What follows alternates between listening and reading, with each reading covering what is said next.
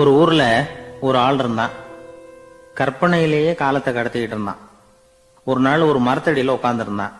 அவனுக்கு பசிக்கிற மாதிரி தெரிஞ்சது. உடனே கற்பனையிலேயே சாப்பிட ஆரம்பிச்சுட்டான்.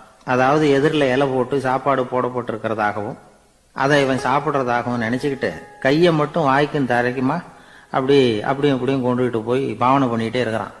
தூரத்துல இருந்து பாக்குறவங்களுக்கு இவன் ஏதோ பலமான விருந்து சாப்பிட்டுட்டு இருக்கிறான் அப்படின்னு தான் தோணும். அது மாதிரியே பண்ணிட்டு இருந்தான். அந்த வழியா ஒரு சன்னியாசி வந்துகிட்டு இருந்தார். இவனை பார்த்தார். என்ன இவன் இப்படி பண்ணிட்டு இருக்கிறானே அப்படின்னு நினைச்சாரு. கொஞ்ச நேரம் அவனையே உத்து பார்த்துக்கிட்டு இருந்தார். இவரை பார்த்ததும் அவன் இன்னமும் சுவாரஸ்யமா சாப்பிட ஆரம்பிச்சுட்டான். அப்பப்பா, என்ன இது, இந்த குழம்பு இவ்வளவு காரமா இருக்கு, என்னுடைய நாக்கே எரிஞ்சு போடும் போல இருக்க அப்படின்னு சொல்லிட்டு பக்கத்துல ஒரு குவளையை எடுத்து தண்ணி குடிக்கிறது மாதிரி பாவனை பண்றான். அப்பாடா, இப்போ கொஞ்சம் பரவாயில்ல அப்படின்னு சொல்லிட்டு குவளையை கீழே வைக்கிறது மாதிரி ஒரு பாவனை பண்றான். சன்னியாசி பார்த்தார். என்னப்பா, சாப்பாட்டுல காரம் அதிகமோ அப்படின்னார். ஆமா சுவாமி, ஞாபக மறதியில் கொஞ்சம் மிளகாய் அதிகமா சேர்த்துக்கிட்டேன் அப்படின்னா. சரி சாப்பிடு அப்படின்னு சொல்லிட்டார். அவன் சாப்பிட்டு முடிக்கிற வரைக்கும் பொறுமையா உட்காந்துருந்தார். அவன் அப்பாடா அப்படின்னு சொல்லிட்டு மறுபடியும் தண்ணி எடுத்து குடிச்சான். எல்லாம் கற்பனையிலேயே. அதுக்கப்புறம் சன்னியாசி பேச ஆரம்பிச்சார். இதை பாருப்பா, உன்னுடைய கற்பனையை நான் மெச்சுறேன். இருந்தாலும் உன் சாப்பாட்டுல ஒரு இனிப்பையும் வச்சிருக்கலாமே, ஏன் மிளகாய அளவுக்கு அதிகமா போட்டுட்டு அவஸ்தைப்படுறேன் அப்படின்னார். அவன் யோசிக்க ஆரம்பிச்சான். அதுக்கப்புறம் இவர் சொன்னார், இதை பாருப்பா, இனிமேல உன்னுடைய கற்பனையும் உயர்ந்ததாக இருக்கட்டும் அப்படின்னு உபதேசம் பண்ணிவிட்டு போனார். எப்பவும் உயர்வை பத்தியே சிந்திக்கணும். உயர்வு கிடைக்கலன்னா கூட அப்படி சிந்திக்கிறத நிறுத்தப்படாது அப்படிங்கிறார் திருவள்ளுவர். உள்ளுவது எல்லாம் உயர் உள்ளல், மற்ற அது தள்ளினும் தள்ளாமை நேர்த்து. ஊக்கம் இல்லாம உலகத்துல வாழ்ந்து பிரயோஜனம் இல்லை. அதனால உயர்வாகவே சிந்திக்கணும். அது நம்மளை ஊக்கப்படுத்தும். இது பெரிய ஒரு வாக்கு. இந்த உலகத்துல கற்பனையிலேயே வாழ்கிற சில கஞ்சர்களும் உண்டு. அதாவது 2 கஞ்சர்கள், 2 பேரும் பக்கத்து ஊர்ல இருந்தாங்க. பொங்கல் சமயம் ஒரு கஞ்சன் தன்னுடைய மகனை கூப்பிட்டான். இதோ பாருப்பா, பக்கத்து ஊர்ல என்னுடைய நண்பன் ஒருத்தன் இருக்கிறான். அவனுக்கு பொங்கல் பரிசு ஏதாவது கொடுக்கணும். நான் ஒரு 4 ஆட்டுக்குட்டியை தரேன், நீ கொண்டுகிட்டு போய் கொடுத்துட்டு வந்து விடுறியா அப்படின்னு கேட்டான். சரி, நான் புள்ள ஒரு பைய கையில் எடுத்துக்கோன்னா. அவன் எடுத்துக்கிட்டான். இந்த ஆட்டுக்குட்டி பிடிச்சிக்கோ அப்படின்னு சொல்லி ஒவ்வொன்னா போடுறேன் பார் அப்படின்னு சொல்லிட்டு 1 2 3 4 அப்படின்னு எண்ணிக்கிட்டே வெறும் சைகையாலேயே ஆட்டுக்குட்டியை பிடிச்சி போடுறது மாதிரி பாவனை பண்ணிட்டு இருக்கிறான். அவன் பிள்ளையும் அது ரொம்ப அக்கறையா வாங்கிக்கிறது மாதிரி வாங்கிட்டு அந்த பைய தூக்கிட்டு அடுத்த ஊருக்கு போறான். இவன் அங்க போய் சேர்ந்த நேரத்துல அந்த கஞ்சன் ஊர்ல இல்ல, எங்கேயோ வெளியில போயிருக்கிறான். அவனோட புள்ள மட்டும்தான் வீட்டுல இருந்தான். இவன் அவன்கிட்ட, இதை பாரு, எங்க அப்பா உங்க அப்பாவுக்கு ஆட்டுக்குட்டி கொடுத்து அனுப்பியிருக்கிறாரு, குடிச்சுக்கோ அப்படின்னு சொல்லி பாவனையிலேயே ஒவ்வொன்னா எடுத்து அவன்கிட்ட கொடுத்துட்டான். அவனும் வாங்கிட்டான் வாங்கறது மாதிரி. அப்புறம் சொன்னான், சரிப்பா, நானும் பதிலுக்கு ஏதாவது ஒன்னுகிட்ட கொடுக்கணும் இல்லையா, அதனால அந்த பைய புடி, ஒரு 10 எலுமிச்சம்பழம் தரேன், பதிலுக்கு அதை நீ எடுத்துட்டு போ அப்படின்னு சொல்லி கையாலேயே ஒவ்வொன்னா எடுத்து போடுறது மாதிரி பாவனை பண்ணிவிட்டான். அவனும் ரொம்ப நன்றி அப்படின்னு சொல்லிவிட்டு அதை வாங்கிட்டு போயிட்டான். கொஞ்ச நேரம் கழிச்சு வெளியில போயிருந்த அப்பங்காரன் திரும்பி வந்தான். புள்ள சொன்னான், அப்பா, உன்னோட நண்பர் அவருடைய மகன் மூலமா உனக்கு 6 ஆட்டுக்குட்டி கொடுத்து அனுப்பியிருந்தார். நானும் பதிலுக்கு ஒரு 10 எலுமிச்சம்பழம் கொடுத்து அனுப்பியிருக்கிறேன் அப்படின்னா. எப்படிடா கொடுத்தேன்னு கேட்டார் அப்பா. இப்படிதான் கொடுத்தேன்னு சொல்லி சைகையிலேயே காட்டினான். இதை பார்த்ததும் அப்பங்காரனுக்கு பயங்கரமா கோவம் வந்துட்டுது. பலார்னு அரைஞ்சுட்டான் பையனு. ஏன்பா அரைஞ்ச, 10 எலுமிச்சம்பழம் கொடுத்துட்டேனே அப்படிங்கிறதுக்காகவா அப்படின்னு கேட்டான். அது கூட பரவாயில்ல, நீ காட்டுற சைகையை பார்த்தா ஆரஞ்சு பழம் சைஸுக்கு இருக்குதே, அவ்வளவு பெருசா ஏன் கொடுத்த, அதுதான் எனக்கு கோபம் அப்படின்னா.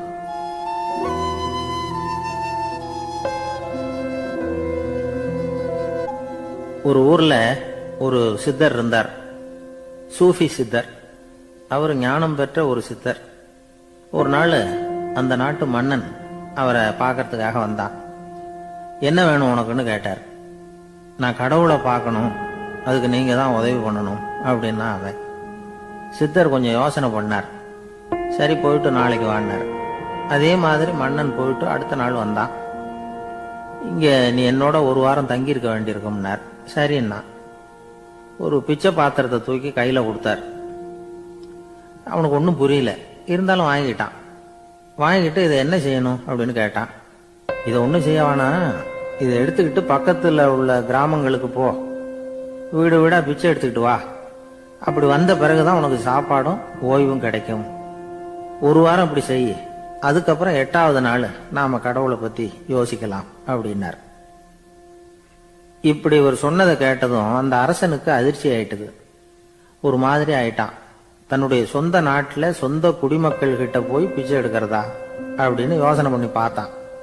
அதுக்கப்புறம் மெதுவா அவன் அந்த சித்தரை பார்த்தான். ஐயா, சொந்த நாட்டிலேயே பிச்சை எடுக்கிறதுன்னா எனக்கு ஒரு மாதிரியா இருக்கு, வெக்கமா இருக்கு. நான் வேணும்னா வெளி தேசத்துல எங்கேயாவது போய் பிச்சை எடுக்கவா அப்படின்னு கேட்டான். இதுக்கு அந்த சித்தர் ஒரு சம்மதிக்கல. இதோ பாரு, உன்னால பிச்சை எடுக்க முடியலன்னா பேசாம திரும்பி அரண்மனைக்கே போயிடு. அதுக்கப்புறம் கடவுளை பத்தி எல்லாம் பேசுறதுக்கு என்னை தேடிட்டு வரக்கூடாது அப்படின்னு விட்டார். மன்னன் தயங்கினான். இருந்தாலும் மனசை சரி பண்ணிட்டு சம்மதிச்சான். சரிங்க, ஒரு வாரம் இங்க தங்குறேன், நீங்க சொல்றது மாதிரி பக்கத்து கிராமங்களுக்கு போறேன், வீடு வீடா பிச்சை எடுக்கிறேன், வர்றேன் அப்படின்னா. ஒரு வாரம் தெரு தெருவா பிச்சை பாத்திரத்தோட அலைஞ்சான். சொந்த ஊர்ல சொந்த குடிமக்கள் கிட்ட பிச்சை எடுத்தான். 7 நாள் முடிஞ்சது. 8வது நாள் அந்த சித்தர் மன்னனை கூப்பிட்டார். இப்படி வாழ்னார். வந்தான். இனிமே நீ கடவுளை பத்தி என்கிட்ட கேட்கலாம்னார். இனிமே கேட்கறதுக்கு ஒண்ணுமே இல்லை சுவாமின்னா இவன். ஒரு வார காலம் பிச்சை எடுத்த பிறகுதான் கடவுளை காண முடியும் அப்படின்னு நான் கனவு கூட காணவில்லைன்னா. அப்படின்னா நீ பிச்சை எடுத்த காலத்துல அப்படி என்னதான் நடந்தது அப்படின்னு கேட்டார் அவரு. சுவாமி, ஒரு வார காலம் பிச்சை எடுத்ததுல என்னுடைய ஆணவம் அழிஞ்சுட்டுது. அது இப்ப இருக்கிற இடமே தெரியல. இப்ப அதை காணவே காணோம். பிச்சைக்காரனா இருந்தப்போ பெற்றதை மன்னனாக இருக்கும் போது பெற முடியாதுங்கிறத புரிஞ்சுக்கிட்டேன் அப்படின்னா மன்னன். அடக்கம் பிறந்தவுடன் தெய்வீக கதவுகள் திறந்து கொள்கின்றன அப்படிங்கிறார் ஓஷோ. நம்மால் ஒருத்தன் ஆணவம் அழியணுங்கிறதுக்காக ஒரு திருவோட்டை எடுத்துக்கிட்டு தெரு தெருவா பிச்சை எடுக்க ஆரம்பிச்சான். என்ன, தெய்வீக கதவுகள் திறந்துதா அப்படின்னு கேட்டார் ஒருத்தர். தெய்வீக கதவு திறக்கிறதுக்கு முன்னாடியே எங்க வீட்டு கதவு சாத்திக்கிட்டுதுன்னா. என்னடா சொல்றேன்னார். இனிமே வீட்டுக்குள்ளேயே வர வேணாம், இதையே தொழிலா வச்சுக்கோ அப்படின்னு எங்க வீட்டுல சொல்லிவிட்டாங்க சார் அப்படின்னா.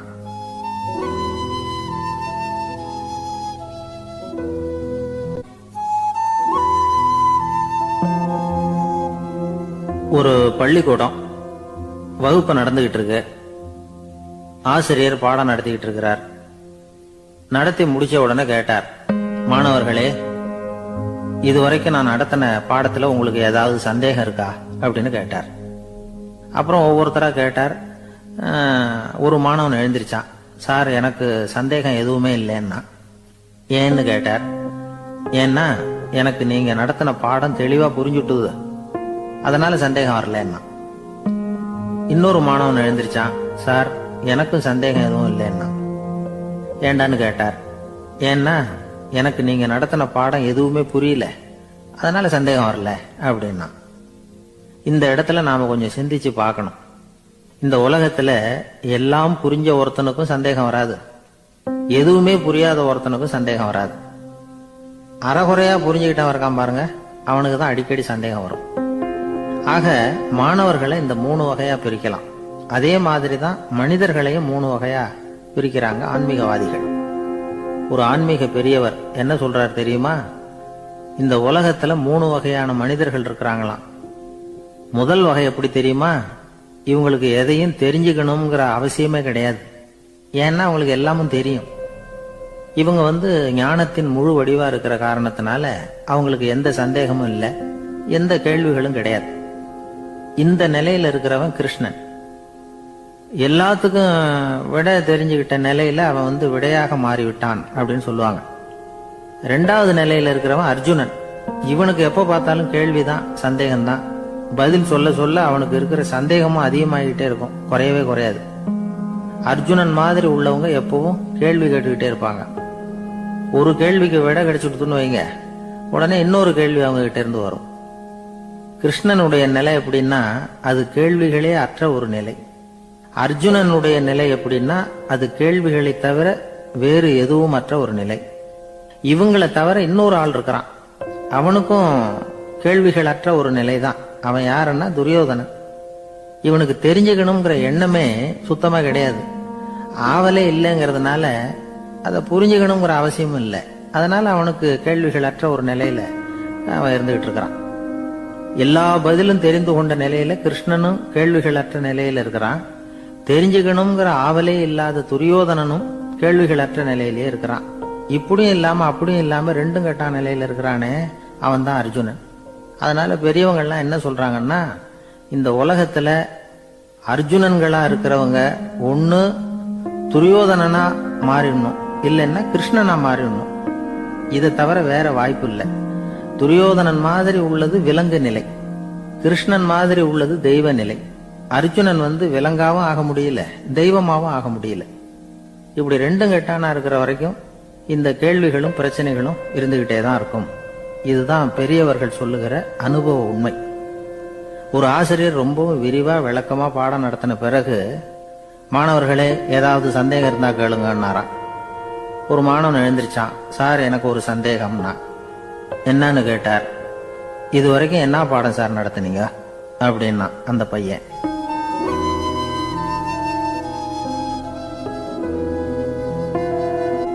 ஒரு ஊர்ல ஒரு மன்னர் இருந்தார். ஒரு நாள் அவருடைய அரசவைக்கு ஒரு ஓவியன் வந்தான்.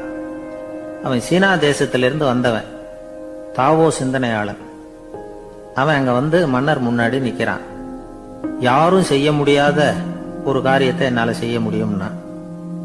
இவன் இப்படி சொன்னதை கேட்டதும் ஏற்கனவே அங்க இருந்த அரசவை ஓவியன் ஒருத்தனுக்கு கோபம் வந்துட்டுது. இதோ பாரு, இப்படி எல்லாம் பேசக்கூடாது, நான் வேணும்னா உன்னுடைய சவாலை ஏத்துக்கிறேன் அப்படின்னா. நாம 2 பேரும் ஓவியம் தீட்டுவோம், அதை பார்த்துட்டு நம்ம 2 பேர்ல யாரு சிறந்த ஓவியன் அப்படிங்கறத மன்னரே தீர்மானம் செய்யட்டும், என்ன சொல்ற அப்படின்னு கேட்டான் அவன். அவனும் சரின்னு ஒத்துக்கிட்டான். போட்டி ஆரம்பமாச்சு. அரசர் அவங்களுக்கு 2 சுவர்களை ஒதுக்கி கொடுத்தார். 6 மாச காலம் அவகாசம் கொடுத்தார். 2 ஓவியர்களும் அவங்கவங்க வேலையை ஆரம்பிச்சாங்க. இரவு பகலா வேலை செய்ய ஆரம்பிச்சுட்டாங்க. 6 மாசம் முடிஞ்சது. அரசர் பார்த்தார். முதல்ல தன்னுடைய அரசவை ஓவியர் தீட்டி இருந்த ஓவியத்தை பார்த்தார். ரொம்ப பிரமாதமா இருந்தது, பாராட்டினார். இதோ பாரு, உன்னுடைய ஓவியம் அற்புதமா இருக்கு, உயிரோட்டம் உள்ளதா இருக்குது, கலையின் உச்சமே இதுதான், இதை விட சிறந்த ஒரு ஓவியத்தை வேற யாராலையும் படைக்க முடியாது அப்படின்னார். அதுக்கப்புறம் அந்த சீன ஓவியன் கிட்ட போனார். எங்க உன்னுடைய ஓவியம்னு கேட்டார்.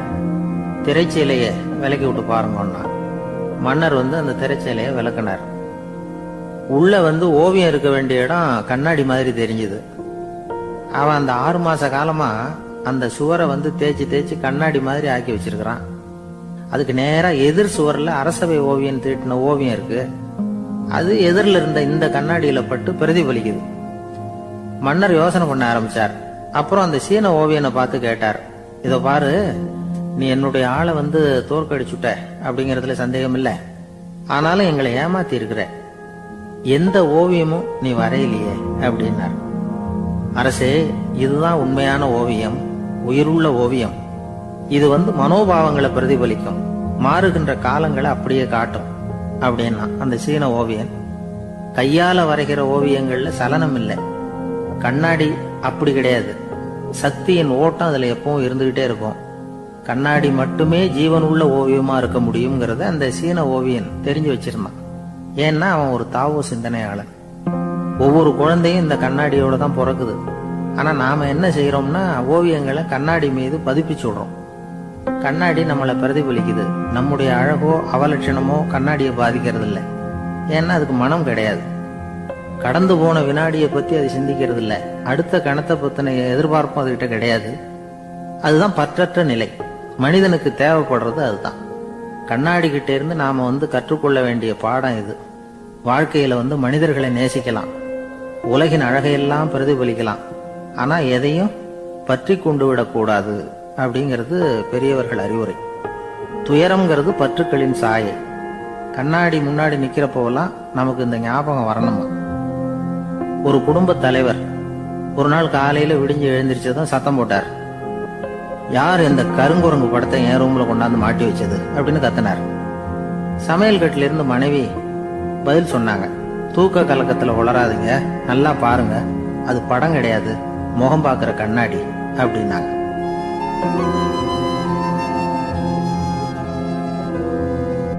ஒரு ஆளு வேகமா நடந்து போய்கிட்டு இருந்தான். அவன் வேகமா நடக்கிறதுக்கு காரணம் வெயில் காலம், காலில் செருப்பு இல்லை, மணல் பாதை, அதுதான் வேகம். காலில் செருப்பும் இல்லாம கையில குடையும் இல்லாம அந்த ஆளு வெயில்ல நடந்து போய்கிட்டு இருக்கிறான்.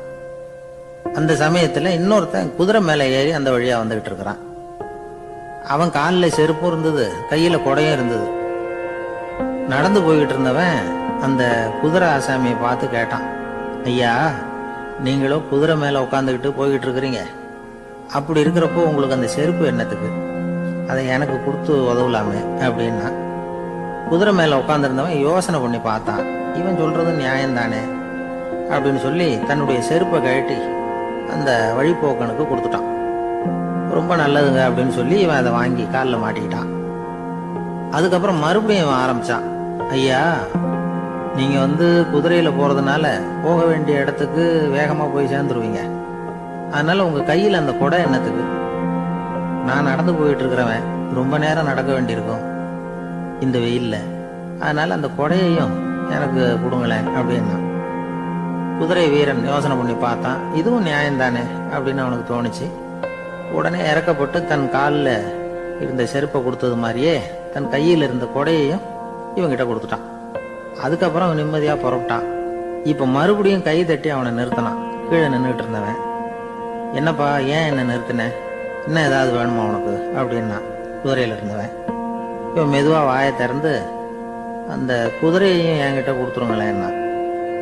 அந்த குதிரை வீரன் இப்போ ஒரு கணம் யோசனை பண்ணி பார்த்தான். உடனே என்ன பண்ணான் தெரியுமா, தன்கிட்ட இருந்த குதிரை சவுக்கை எடுத்தான். குதிரை சவுக்கால அந்த ஆளை வாங்குவாங்கன்னு வீசி தள்ளிவிட்டான். இவ்வளவு சவுக்கடியும் வாங்கிட்டு இந்த ஆள் என்ன பண்ணான் தெரியுமா, சிரிக்கிறான். அடி வாங்கிட்டு யாராவது சிரிப்பாங்களா? குதிரை வீரனுக்கு ஒன்றும் புரியல. என்னப்பா அது, ஏன் இப்படி அடி வாங்கிட்டு இப்படி சிரிக்கிறியே அப்படின்னு கேட்டான். இப்ப அந்த வழிபோக்கன் சொல்றான், ஐயா, நான் இப்படி சிரிக்கிறதுக்கு காரணம் இருக்கு. இப்படி குதிரை கேட்டு உங்ககிட்ட அடி வாங்கலைன்னு வச்சுக்கோங்க, என் உயிர் உள்ள வரைக்கும் மனசுல ஒரு தவிப்பு இருந்துகிட்டே இருக்கும். செருப்பையும் கொடையையும் கேட்ட உடனே கொடுத்தவன் குதிரையையும் கேட்டிருந்தா கொடுத்துருப்பானோ அப்படிங்கிற பேராசையில ஏங்கிக்கிட்டே இருந்திருப்பேன். இப்போ உங்ககிட்ட அடி வாங்கின பிறகு என்னுடைய அந்த சந்தேகம் தீர்ந்து போச்சு. என்னுடைய ஆசைக்கு எல்லை எது அப்படிங்கறத எனக்கு புரிஞ்சுட்டுது அப்படின்னு சொல்லிவிட்டு அவன் நடக்க ஆரம்பிச்சுட்டானான். ஆசைக்கும் எல்லை உண்டு அப்படிங்கிறத விளக்கறதுக்காக வாரியார் சுவாமிகள் சொல்ற கதை இது. இந்த காலத்திலயும் ஒருத்தன் அது மாதிரி கொடை செருப்போட குதிரையில போய்கிட்டு இருந்தான். எதிரில் நடந்து வந்தவன், ஐயா, உங்க கொடையை எனக்கு கொடுங்களேன்னு கேட்டான். உடனே அவன் குதிரையிலிருந்து கீழே குதிச்சு அவனை சாட்டையால் அடிக்க ஆரம்பிச்சுட்டான். இன்னொருத்தர் அந்த வழியா வந்தவர் இதை பார்த்தார். ஏன்பா, அவன் கேட்டான், உன்னால முடியலன்னா இல்லைன்னு சொல்லிட வேண்டியது தானே, அதுக்காக ஏன் இப்படி அவனை போட்டு அடிக்கிறேன்னு கேட்டார். உங்களுக்கு விவரம் புரியாது சார், காலம் ரொம்ப கெட்டு போச்சு, கேட்டதை கொடுத்தேன்னு வச்சுக்கோங்க, இந்த குதிரையே என்னோடது, அவன் திருடிக்கிட்டு போறான் அப்படின்னு என் பேர்ல புகார் கொடுக்க ஆரம்பிச்சிருவான் சார் அப்படின்னா. அது எப்படி அவ்வளவு உறுதியா சொல்றேன்னு கேட்டார் அவரு. ஏற்கனவே அது மாதிரி ஒருத்தன் பேர்ல புகார் கொடுத்துட்டு தான் இந்த குதிரையை நான் தள்ளிட்டு வந்துகிட்டு இருக்கிறேன் அப்படின்னா. ஒரு காட்டுல ஒரு நரி இருந்தது. ஒரு நாள் காலை நேரம் அது தன்னுடைய இருப்பிடத்துல இருந்து வெளியில வந்தது. கொஞ்சம் தூரம் நடந்து வந்தது. அப்பதான் அது தன்னோட நிழலை கவனிச்சு பார்த்தது. பார்த்தா அது ரொம்ப நீளமா பெருசா இருக்குது. காலை நேரத்துல நிழல் அப்படித்தானே இருக்கும். ஆனா அந்த நரிக்கு அந்த விஷயம் தெரியல. தன்னுடைய நீண்ட பெரிய நிழலை பார்த்து ஆச்சரியப்பட்டது. ஆஹா, நாம இவ்வளவு பெருசாவா இருக்கிறோம் அப்படின்னா என்னுடைய காலை சாப்பாட்டுக்கு ஒரு யானை இல்லைன்னா ஒரு ஒட்டகம் கிடைச்சாதான் சரியா இருக்கும் போல இருக்கு அப்படின்னு முடிவு பண்ணிட்டு உடனே ஒரு யானை அல்லது ஒட்டகத்தை தேடி அலைஞ்சது. எங்க கிடைக்கும்னு கிடைக்கவே இல்லை. மத்தியானம் 12 மணி ஆயிட்டுது. பசியோட அலையுது. இப்ப தன்னோட நிழலை பார்த்தது. அது மத்தியான நிழல் எப்படி இருக்கும், அது ரொம்பவும் குறுகி போய் தெரிஞ்சது. உடனே அந்த நரி என்ன நினைச்சுக்கிட்டு தான் தெரியுமா, காலை ஆகாரம் சாப்பிடாததுனால நம்ம உடம்பு இப்படி அழிச்சு போட்டுதே அப்படின்னு நினைச்சுக்கிட்டு தான். கொஞ்ச நேரம் கழிச்சு மறுபடியும் தன்னுடைய நிழலை பார்க்குது. அது இன்னமும் குறுகி போய் காலடியிலேயே வந்துட்டுது. அதுக்கு பயமா போயிடுது. ஐயோ, இன்னும் கொஞ்ச நேரத்துல நாம இறந்துருவோம் போல இருக்க, இப்ப என்ன செய்யறது இந்த சமயத்துல ஒரு எறும்பு கிடைச்சா கூட போதும், அதை நம்ம காலை ஆகாரமா நினைச்சு சாப்பிட்டுள்ளாமே அப்படின்னு நினைச்சுதான். நம்முடைய நிழல் கூட நம்மள மாதிரியே தான் அடிக்கடி மாறிக்கிட்டே தான் இருக்குது. அது எப்பவும் ஒரே மாதிரி இருக்கிறது இல்ல. மனிதனுக்கு ஏற்படுகிற தன்முனைப்பு இருக்கு பாருங்க, ஈகோ, அது கூட ஒரு நிழல் மாதிரி தானா. அப்படி நினைக்க ஆரம்பிச்சுட்டா அதனால ஏதும் பிரச்சனை வராதான். தன்முனைப்பை நிழல் போலவே ஏற்றுக்கொள்ளுங்கள் அப்படிங்கிறது பெரியவங்க கருத்து. ஒரு காரியத்தை வெற்றிகரமா நல்ல விதமா செஞ்சு முடிக்கிறோம்னு வச்சுக்கோங்க, அந்த சமயத்துல ஒரு வித நுட்பமான தற்பெருமை நமக்குள்ள உண்டாகுது. இது இயற்கையானது, அதனால இது மேல பற்று வைக்கக்கூடாது. அப்படி வைக்க ஆரம்பிச்சுட்டா அந்த தற்பெருமை ஒரு நிரந்தர விருந்தாளியா நம்ம கிட்ட தங்கிக்கும். நம்ம நிழல் எப்படின்னு பாருங்க, நாம நடக்கும் பொழுது நம்ம பின்னாடியே வரும். தன்முனைப்பையும் அப்படியே நினைச்சுக்குங்க. நிழல் யாருக்கும் எந்த பிரச்சனையையும் உண்டாக்குறது இல்லை. ஆனா அந்த நிழலை கண்டே நாம பயப்பட ஆரம்பிச்சுட்டா நாம எதுலையும் வெற்றி காண முடியாது. நிழலோட சண்டை போடக்கூடாது. அது மாதிரி தன்முனைப்போடவும் நாம சண்டை போட வேண்டியதில்லை. இல்லாத ஒன்றோடு சண்டை போடுறது எப்படின்னா, அது இருட்டோட சண்டை போடுறது மாதிரி. நாம நிழல் கிடையாது, நம்ம கிட்ட இருக்கிற தன்முனைப்பு ஒரு நிழல். நம்ம நிழலையும் நமக்கு சமமா பாக்குறோம் பாருங்க, அங்கதான் சிக்கலே ஆரம்பம். இப்போ நாம நடந்து போய்கிட்டு இருக்கிறோம், நம்ம நிழல் தரையில விழுது. யாரோ ஒருத்தர் நம்ம நிழல் மேல காலை வச்சு நடந்து போறார். உடனே அவர்கிட்ட சண்டைக்கா போறோம், ஏண்டா என் நிழலை மிதிச்ச அப்படின்னு. நமக்கு தெரியும் அது நிழல் தாங்கிறது. அவர் உங்க மேல நடக்கல, உங்களுடைய நிழல் மேலதான் நடக்கிறார். அது மாதிரி உங்க தன்முனைப்பின் மேல யாராவது நடந்தா உங்களை அவமானப்படுத்துறதா நினைக்கிறீங்க. காரணம், நாமளும் நம்ம தன்முனைப்பும் ஒண்ணுங்கிற நினைப்பு தான் காரணம், மற்றபடி வேற ஒண்ணும் கிடையாது. நம்ம நிழல் மேல நடக்கிறவர் நம்மளை காயப்படுத்துறது இல்லை. தன்முனைப்பை வேண்டாத ஒன்னாவும் பார்க்க வேண்டியதில்லை. அது இயற்கை. நிழலை உங்க முன்னாடி வைக்க வேணாம், அது உங்க பின்னாடியே இருக்கட்டும். நிழலின் நிழலாகி விடாதீர்கள், நீங்கள் நீங்களாகவே இருங்கள். இதுதான் சான்றோர் சிந்தனை. ஒரு பேருந்துல ஒரே நெரிசல். ஒருத்தர் பக்கத்துல நின்றுகிட்டு இருந்தவர்கிட்ட ரொம்ப பணிவா விசாரிச்சார், ஏன் சார் நீங்க ஏதாவது பெரிய உத்தியோகத்துல இருக்கிறீங்களா அப்படின்னார். அப்படிலாம் ஒண்ணும் இல்லைங்கன்னார் அவரு. அப்படின்னா வேற ஏதாவது அரசியல்ல பெரிய பதவியில் இருக்கிறீங்களா அப்படின்னு கேட்டார். அதுவும் இல்லைங்கன்னார். சரி, பணமாவது அதிகமா வச்சிருக்கீங்களா அப்படின்னு கேட்டார். அப்படிலாம் ஒன்றும் கிடையாது சார்னார் அவரு. அப்புறம் எதுக்குடா என் காலை மிதிச்சுக்கிட்டு இருக்கிற, எடுறா காலை அப்படின்னாராம் இவர். ஒரு ரயில் வேகமா போயிட்டு இருக்கு. அது ஒரு ரயில்வே ஸ்டேஷன்ல கொஞ்ச நேரம் நின்னுது. அப்போ அதுல ஒரு ஆள் ஏறினார். தலையில ஒரு மூட்டையை வச்சிருந்தார். மூட்டையை தலையில சுமந்துக்கிட்டே உள்ள வந்தாரு. மூட்டையை தலையில சுமந்துக்கிட்டே ஒரு இடத்துல உட்கார்ந்தார். ரயில் மறுபடியும் புறப்பட்டது. இவர் தன் தலையில இருந்த மூட்டைய கீழே இறக்கி வைக்கணும்ல, வைக்கல, சுமந்துக்கிட்டே வர்றார். எதிரில் உட்கார்ந்துருந்தவர் கேட்டார், ஏங்க ஏன் இப்படியே உட்கார்ந்துருக்கிறீங்க தலையில மூட்டையை வச்சுக்கிட்டு, மூட்டையை கீழே இறக்கி வைக்கலாமே அப்படின்னார். வேணாங்க, பாவம், தலையில இருக்கிற மூட்டையை இறக்கி ரயில்ல வச்சா ரயிலுக்கு பாரம் அதிகமா இருக்கும் அப்படின்னார் அவரு. இப்படி ஒரு ஆளை பார்த்தா நமக்கு சிரிப்பு தான் வரும். ஏன்னா ரயிலுங்கிறது அந்த மூட்டையையும் சேர்த்து சுமந்துக்கிட்டு தான் போகுது. அவன் அந்த மூட்டையை தலையில வச்சிருந்தாலும் ஒண்ணுதான், தரையில வச்சிருந்தாலும் ஒண்ணுதான். அதனால ரயிலுக்கு எந்த மாற்றமும் ஏற்பட போறதில்லை. அதே மாதிரி தான் நம்ம மனமும். இதுவும் ஒரு தேவையில்லாத சுமை, அனாவசியமா சுமந்துகிட்டு இருக்கிறோம். இத கீழே இறக்கி வச்சுட்டா வாழ்க்கை பிரயாணம் சுகமா இருக்கும். ரயில் பிரயாணம் பண்ற அந்த ஆள் மூட்டையை சுமக்கிறான், வாழ்க்கை பிரயாணம் பண்ற நாம மனசை சுமக்கிறோம். இது ரெண்டுக்கும் எந்த வித்தியாசமும் இல்லை. மனசை கீழே இறக்கி வச்சுட்டா பாரம் இல்லாமல் வாழலாம், பறவைகள் மாதிரி பறக்கலாம், குழந்தைகள் மாதிரி கள்ளங்கபடம் இல்லாம வாழலாம். இந்த வெளி உலகத்துல நாம நிலை பெற்று இருக்கணும், வேரூன்றி இருக்கணும். அதே சமயம் நம்முடைய உள் வெளியில ஆன்மீக வாழ்க்கையில பாரம் இல்லாம இருக்கணும். அப்போ பறக்கணும், நதியை போல ஓடணும், மிதக்கணும். பயணம் சுகமா இருக்கும், களைப்பு தெரியாது, கவலை தெரியாது. ஒரு சீடன் போதி தர்மரை நாடி வந்தான்.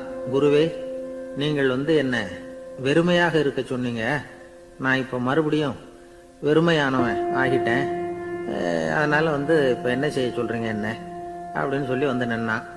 உடனே அந்த குரு பக்கத்துல இருந்த ஒரு குச்சியை எடுத்து அவன் தலையில அடிச்சு, போய் அந்த வெற்றுத்தன்மையையும் வீசி எறிந்து விட்டு வா அப்படின்னார்.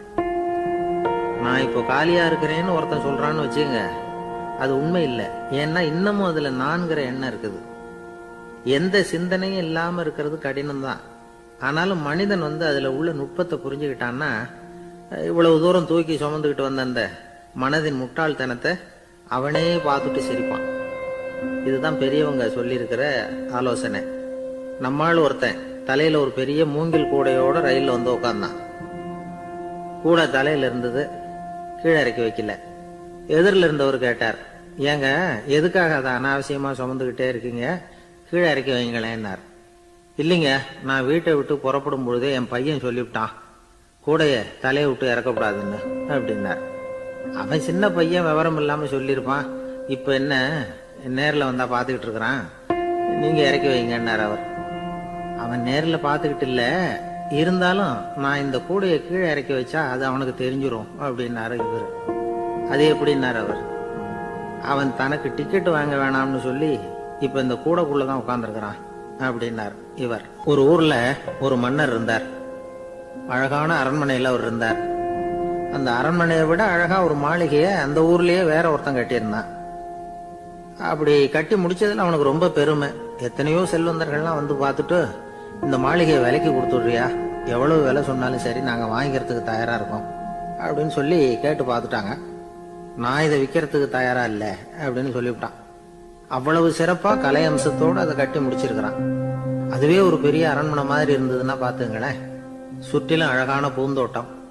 ஒரு நாள் அவன் எங்கேயோ வெளியூர் போயிட்டு திரும்பி வந்துகிட்டு இருக்கிறான். அப்போ அந்த மாளிகை தீப்பெட்டி எரிஞ்சுக்கிட்டு இருக்கு. பதறி போட்டான். விலைக்கு கேட்டவங்க யாராவது இதை செஞ்சிருக்கணும், இல்லைன்னா மன்னரே செய்த சதியோ என்னவோ, இப்படிலாம் அவனுக்கு சந்தேகம். ஒரு மூலையில உட்காந்து அழ ஆரம்பிச்சுட்டான். அந்த சமயத்துல அவனுடைய மகன் அங்க ஓடி வந்தான். அப்பா அழாதீங்க, இதை நான் நேத்து ராத்திரியே நம்ம ஊர் மன்னருக்கு வித்துட்டேன். இதை கட்டி முடிக்க நமக்கு எவ்வளவு செலவாச்சோ அதை போல 3 மடங்கு விலைக்கு வித்துட்டேன், கவலைப்படாதீங்க. இதை விட அழகான மாளிகையை நாம புதுசா கட்டிக்கலாம்னா. இதை கேட்டதும் அழுதுகிட்டு இருந்தவன் அழுகையை நிறுத்தினான், சிரிக்க ஆரம்பிச்சுட்டான். இதே இடத்த நான் மன்னர்கிட்ட இருந்து விலைக்கு வாங்குவேன், இதை விட அழகான மாளிகையை கட்டுவேன் அப்படின்னு சுத்தி நின்ன எல்லார்கிட்டையும் சொல்லிக்கிட்டு இருந்தான்.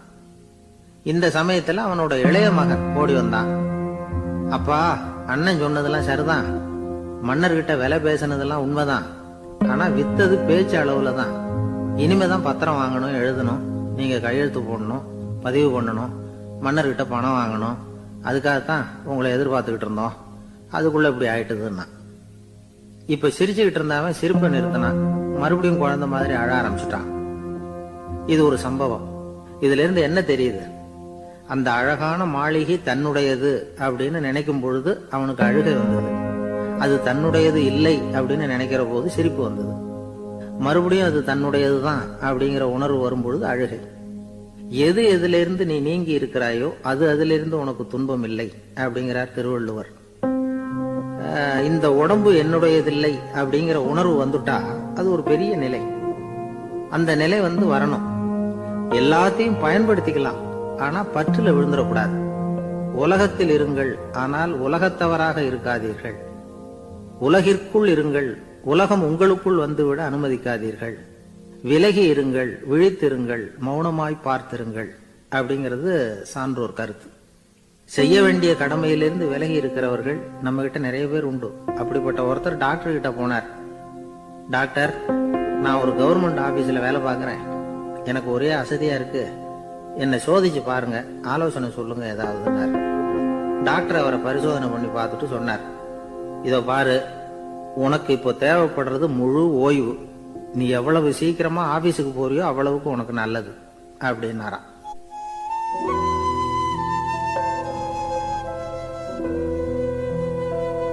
எனக்கு தெரிஞ்ச ஒருத்தர் இருக்கார். அவரு ஒரு பெரிய காவல்துறை அதிகாரி, ரொம்ப கண்டிப்பானவர். அவரை கண்டாவே எல்லாரும் பயப்படுவாங்க. அப்படிப்பட்டவர் வீட்டுக்கு போனா அப்படியே அடியோட மாறிடுவார். அங்க போய் பாத்தீங்கன்னா குழந்தைகளோட குழந்தையா அவர் விளையாடிக்கிட்டு இருப்பார். அலுவலக சமயத்துல பாத்தீங்கன்னா குதிரை முதுகுல அவர் உட்கார்ந்துருப்பார். வீட்டுல பாத்தீங்கன்னா அவர் முதுகுல குழந்தை உட்கார்ந்துருக்கும். அவரு குதிரை மாதிரி போயிட்டு இருப்பார். இது எப்படிங்க முடியுது உங்களால அப்படின்னு கேட்டாங்க. அது ஒண்ணுமில்ல, இங்க வீட்டுக்கு வந்த உடனே என்னோட மனசை தனியா எடுத்து வச்சிருவேன் அப்படின்னார். அது என்னங்க உங்க சட்டப்பயிலியா இருக்குது மனசு, அது தனியா எடுத்து வைக்கிறதுக்கு அப்படின்னு கேட்டாங்க. அப்படி இல்லைங்க, இது ஒரு பயிற்சி, மனப்பயிற்சி, அவ்வளவுதான் அப்படின்னார். இப்படி சமயம் பார்த்து மனசை தனியா வச்சுட தெரிஞ்சவங்க வாழ்க்கையில எப்பவும் உற்சாகமா இருப்பாங்க அப்படிங்கிறது பெரியவங்க கருத்து. ஒரு டாக்டர் ஆஸ்பத்திரியில் இருக்கிற வரைக்கும் டாக்டரா இருக்கலாம், அவர் மனைவிட்டையும் அவர் டாக்டரா இருக்க வேண்டிய அவசியம் இல்லை. ஒரு வக்கீல் கோர்ட்ல இருக்கிற வரைக்கும் வக்கீலா இருக்கலாம், வீட்டுக்கு வந்ததுக்கு அப்புறமும் வக்கீலா இருக்க வேண்டிய அவசியம் கிடையாது.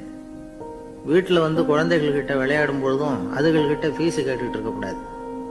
நாம எப்படி இருக்கணும்னு பெரியவங்க சொல்றாங்கன்னா, மனசோட சேரப்படாதான், அப்படி சேராம வாழ்க்கையை கவனிக்கணுமா. மனசை அப்படியே தனியா எடுத்து பக்கத்துல வச்சுடணும். அப்படின்னா அதை அப்படியே தூக்கி எறிஞ்சுடு அப்படின்னு அர்த்தம் இல்லை. ஏன்னா மனசுங்கிறது நமக்கு உபயோகப்படக்கூடிய ஒண்ணுதான். எப்ப எப்போ அது தேவையோ அப்பப்போ எடுத்து உபயோகப்படுத்திக்கணும்.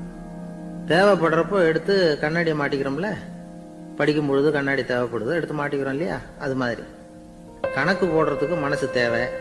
கடைக்கு போய் ஒரு பொருள் வாங்குறோம், காசு கொடுக்குறோம், மீதி சில்லறை சரியா இருக்கா அப்படின்னு எண்ணி பார்த்து வாங்க வேண்டியிருக்கு. அந்த சமயத்துல மனசை எடுத்து தனியா வச்சுட்டேன் அப்படின்னு சொல்லிட்டு இருக்க கூடாது. பரீட்சைக்கு படிக்க வேண்டியிருக்குது, படிச்சதையெல்லாம் அப்படியே நினைவுல வச்சுக்க வேண்டியிருக்கு, அந்த சமயத்துல மனசை தூக்கி எறிஞ்சுட்டேன் சார் அப்படின்னு சொல்லிட்டு இருக்க கூடாது. அப்படி சொன்னா பரீட்சை நம்மளை தூக்கி எறிஞ்சிடும். அதனால தேவைப்படுறப்போ மனசை உபயோகப்படுத்தணும், தேவையில்லாதப்போ அது தனியா ஓய்வு எடுத்துக்க விட்டுடணும். இப்படி நாம பழக்கப்படுத்திக்கிட்டா வாழ்க்கைங்கிறது நமக்கு புதுசா தெரியுமா. மனசுக்கும் ஒரு சக்தி கிடைக்கும்.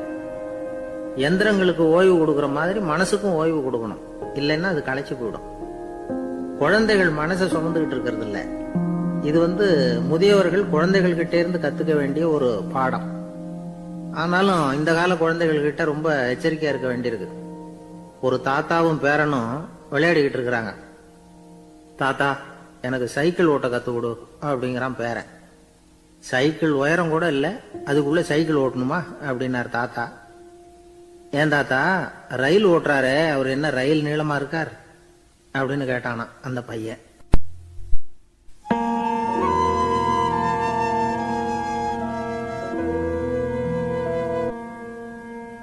ஒரு நல்ல நகைச்சுவை எப்படி இருக்கணும், இதுக்கு ஒவ்வொருத்தர் ஒவ்வொரு மாதிரியான விளக்கத்தை கொடுத்திருக்கிறாங்க. ஆனா கலைவாணர் NS கிருஷ்ணன் கொடுக்கிற விளக்கம் என்ன தெரியுமா? நகைச்சுவைங்கிறது அடுத்தவங்களுக்கு துன்பம் கொடுக்காம இருக்கணும், அடுத்தவங்க மனசை புண்படுத்தக்கூடாது, அதுதான் சிறந்த நகைச்சுவை அப்படிங்கிறார். அதுக்கு அவர் உதாரணமும் கொடுக்கிறார். ஒரு ஏரி ஓரமா 2 பசங்க நடந்து போயிட்டு இருக்கிறாங்க. அதுல ஒருத்தன் பணக்கார வீட்டு பையன், இன்னொருத்தன் ஏழை. இவங்க 2 பேரும் போயிட்டு இருக்கிறாங்க. வழியில ஒரு இடத்துல ஒரு ஜோடி செருப்பு இவங்க கண்ணுல படுது. ஒரு விவசாயி அந்த செருப்பை அங்க விட்டுட்டு பக்கத்துல இருந்த ஏரியில கை காலை கழுவிட்டு இருக்கிறார். உடனே அந்த பணக்கார பையனுக்கு ஒரு ஐடியா. அவன் சொன்னானா, டேய், இப்போ ஒரு வேடிக்கை செய்யலாம், அந்த செருப்பு 2ஐயும் தூக்கி எட்டத்துல வீசி எரிஞ்சிருவோம். அந்த ஆள் பார்த்துட்டு செருப்பை தேடி அல்லாடுவான், அங்கேயும் இங்கேயும் ஓடுவான், திரு திருன்னு முழிப்பான். அதை பார்த்து நாம ரசிக்கலாம், நல்ல தமாஷா இருக்கும் அப்படின்னு இருக்கான். இப்படி சொல்லிவிட்டு அந்த செருப்புகளை தூக்கத்துக்கு போனானா. கொஞ்சம் பொறு அப்படின்னானா அந்த ஏழை பையன். ஏன்னு கேட்டிருக்கான் அவன். இப்போ அந்த ஏழை பையன் சொன்னானா, நீ சொல்றது ஒன்றும் வேடிக்கை கிடையாது, உன்னோட செருப்பு தொலைஞ்சா உன் அப்பா உடனே உனக்கு வேற செருப்பு வாங்கி கொடுத்துருவார். ஆனா அந்த ஆளுக்கு இந்த செருப்பு தொலைஞ்சதுன்னா வேற புதுசா வாங்கறதுக்கு வாயையும் வயத்தையும் கட்டி பணத்தை சேர்க்க வேண்டியிருக்கும். அதனால நான் ஒரு வேடிக்கை சொல்றேன், அது மாதிரி செய், அது இன்னமும் தமாஷா இருக்கும் அப்படின்னானா. எப்படி அது சொல்லுன்னு இருக்கான் அவன். செருப்பு 2ம் அது இருக்கிற இடத்துலயே இருக்கட்டும், உன் சட்ட பையிலிருந்து ஒரே ஒரு ₹1 நாணயத்தை எடு, அதை அந்த செருப்பு மேல அதோட குதிகால் பகுதியில வச்சுட்டு நாம 2 பேரும் அந்த மரத்துக்கு பின்னாடி ஓடி போய் மறைஞ்சு நின்னுக்குவோம், அப்புறம் பாரு வேடிக்கை அப்படின்னா. அதே மாதிரி ₹1 காசு செருப்பு மேல வச்சுட்டு இவங்க 2 பேரும் மறைஞ்சு நின்னுக்கிட்டாங்க. கொஞ்ச நேரத்துல அந்த விவசாயி வந்தார். காலில் உள்ள மண்ணை தட்டிவிட்டு செருப்பை மாட்டுறதுக்காக போனார். அங்கிருந்த காசு கண்ணுல போட்டுட்டுது. அவருக்கு ஆச்சரியமா போச்சு. அதை கையில எடுத்து பாக்குறார், 4 பக்கமும் திரும்பி திரும்பி பாக்குறார், யார் இதை வச்சிருப்பான்னு. கடைசியில ஆகாயத்தை பாக்குறார். ஆண்டவா, இது உன்னோட கருணை தான், நீ தான் யாரோ புண்ணியவான் மனசுல தர்மம் பண்ற எண்ணத்தை உண்டாக்கி இருக்கிற, அந்த புண்ணியவான் நல்லா இருக்கணும் அப்படின்னு வாழ்த்தி அந்த காசை கண்ணுல ஒத்திக்கிட்டாராம். மறைஞ்சிருந்து பார்த்துக்கிட்டு இருந்த ஏழை பையன் இப்படி சொன்னான், பாத்தியா, உன்னை புண்ணியவான்னு வாழ்த்திக்கிட்டு போறார் அந்த ஆள், அவருக்கும் சந்தோஷம், அதை பார்த்து நமக்கும் சந்தோஷம். உனக்கு 1 ரூபாங்கிறது ஒரு பெரிய விஷயம் இல்லை, ஆனா அதனால நமக்கு கிடைச்சிருக்கிற மகிழ்ச்சி ரொம்ப உயர்வானது அப்படின்னு நானும். வேடிக்கையும் கிண்டலும் இது மாதிரி அடுத்தவங்களுக்கு இடைஞ்சலா இல்லாம இருக்கணும் அப்படிங்கிறார் கலைவாணர். ஆனா பாருங்க, அவருக்கே இடைஞ்சலா வர்ற விஷயங்களை கூட அவர் வேடிக்கையா தான் எடுத்துக்கிட்டாராம். ஒரு தடவை ஒருத்தர் கலைவாணர்கிட்ட வந்து, ஐயா என் குழந்தை செத்து போச்சு அப்படின்னு சொல்லி அழுதாராம். உடனே இவர் அவருக்கு 100 ரூபா பணத்தை கொடுத்து, இந்தாங்க அடக்கம் செய்யுங்க அப்படின்னு சொல்லி அனுப்பி வச்சாராம். 1 வருஷம் கழிச்சு மறுபடியும் அதே ஆள் வந்திருக்கார். இவர் மறந்துருப்பாருங்கிற நினைப்புல, அண்ணே என் குழந்தை இறந்து போச்சுண்ணே அப்படின்னாராம். இவர் மறுபடியும் 100 ரூபாய் கொடுத்து ஆறுதல் சொல்லி அனுப்பி வச்சாராம். 7-8 மாசம் கழிச்சு மறுபடியும் அதே ஆள் வந்திருக்கார். அவர் வாயை திறக்கிறதுக்கு முன்னாடியே இவர் 100 ரூபாய் அவர் கையில வச்சு, போன 2 தடவை தான் குழந்தை செத்து போச்சு, இந்த தடவையாவது அதை சாகாம காப்பாத்தி விடு அப்படின்னு சொல்லி அனுப்பி வச்சாராம். அதுக்கப்புறம் அந்த ஆள் வர்றதே இல்லையா. ஒரு ஊர்ல ஒரு ஆள் இருந்தான், தையல் கடை வச்சிருந்தான். அவன்கிட்ட ஒருத்தன் ஒரு சட்டை துணி எடுத்து கொடுத்து தைக்க சொல்லியிருந்தான். வர்ற சனிக்கிழமை வா, வந்து வாங்கிட்டு போ அப்படின்னு அவன் சொல்லியிருந்தான். அதே மாதிரி அவன் வந்தான். அவன் தச்சு வச்சிருந்த சட்டையை கொடுத்தான். இவன் வாங்கி அங்கேயே போட்டு பார்த்தான். கை நீளம் ஒண்ணுக்கு ஒண்ணு வித்தியாசமா இருந்தது. வலது கை இடது பக்கத்தை விட நீளம் குறைச்சலா இருந்தது. இவன் முணுமுணுக்க ஆரம்பிச்சிட்டான், என்ன இது இப்படி தச்சு விட்டியே அப்படின்னு. இதுக்கு அவன் சொன்னான், ஐயய்ய இதுக்காகவா சங்கடப்படுறீங்க, வலது கையை மட்டும் கொஞ்சம் உள்ள இழுத்தாப்புல வச்சுக்கிட்டீங்கன்னா சரியா போடும், மற்றபடி அந்த சட்டையில உள்ள கலை அம்சத்தை கவனிங்க, எவ்வளவு அற்புதமா தைச்சிருக்கேன் பாருங்க, ஒரு சின்ன குறைய பொருட்படுத்தாதீங்க, நான் சொன்னது மாதிரி கையை கொஞ்சம் உள்ள இழுத்து வச்சுக்கிட்டு நீங்க பாட்டுக்கு நடந்து போங்க, ஜோரா இருக்கும் அப்படின்னா. அவனும் யோசனை பண்ணி பார்த்தான். சரியான யோசனையா தான் தோணுச்சு. கொஞ்சம் முயற்சி பண்ணி வலது கையை உள்ள இழுத்து சட்டை சரியா இருக்கிறது மாதிரி பண்ணிட்டான். இப்போ மறுபடியும் ஒரு பிரச்சனை. வலது கையை உள்ள இழுத்த மாதிரி வச்சுக்கிட்டதும் முதுகு பக்கம் கொஞ்சம் துணி தளர்ந்து தொங்குறது மாதிரி ஆயிட்டுது. என்ன இது முதுகு பக்கம் துணி குவிஞ்சுட்டுதே, அப்படியே தொங்குறது மாதிரி இருக்க அப்படின்னு அவன் மறுபடியும் ஆரம்பிச்சான். ஐயா இதுக்காகவா கவலைப்படுறீங்க, உடம்பு அதுக்கு தகுந்த மாதிரி கொஞ்சம் வளைச்சுக்கிட்டா போச்சு, இதுக்காக அந்த அழகான தையலை பிரிச்சு அதுல உள்ள கலை அம்சத்தை கெடுக்கிறதுக்கு என் மனசு இடம் கொடுக்கல, எவ்வளவுக்கு தளர்த்தியா இருக்கோ அவ்வளவுக்கு கொஞ்சம் உடம்ப வளைச்சி அப்படியே வச்சுங்க சரியா போடும் அப்படின்னா. இதுவும் நல்ல யோசனையா போடுது அப்படின்னு நினைச்சான் அவன். சரின்னு சொல்லிவிட்டு புறப்பட்டான். தெருவில் இறங்கினான். கையை கொஞ்சம் உள்ள இழுத்தான், உடம்ப கொஞ்சம் வளைச்சி வச்சுக்கிட்டான், சட்டைக்கு தகுந்த மாதிரி பண்ணிட்டான். அப்படியே மெதுவா நடந்து போனான். இப்போ எதிரில் இன்னொருத்தன் வந்தான். இவனை பார்த்தான். இவன் போட்டிருக்கிற சட்டைய பார்த்தான். ஆஹா அற்புதமா இருக்கு. நான் சும்மா சொல்லக்கூடாது, ரொம்ப நல்லா இருக்குது இது, நிச்சயமா இது இந்த ஊர் மேல தெருவில் ஒருத்தன் இருக்கிறானே அவன் தைச்சதா தான் இருக்கணும் அப்படின்னு நானான். இதை கேட்டதும் உனக்கு ஆச்சரியம் ரொம்ப. எப்படி அவ்வளவு கரெக்டா கண்டுபிடிச்சிங்க அப்படின்னு கேட்டிருக்கான். இதுக்கு அந்த வழிபோக்கன் சொன்னானா, அவன் ரொம்ப கெட்டிக்காரன், உங்களை மாதிரி உடம்பும் கையும் வளைஞ்சு போன ஒரு ஆளுக்கு அவனை தவிர வேற யாராலையும் இவ்வளவு பொருத்தமான சட்டையை தைக்க முடியாது அப்படின்னு பாருங்க.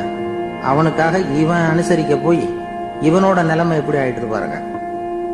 இதே மாதிரிதான் சில சடங்குகளும் சம்பிரதாயங்களும் நம்மளை கோமாளி ஆக்கி விட்டுரும்.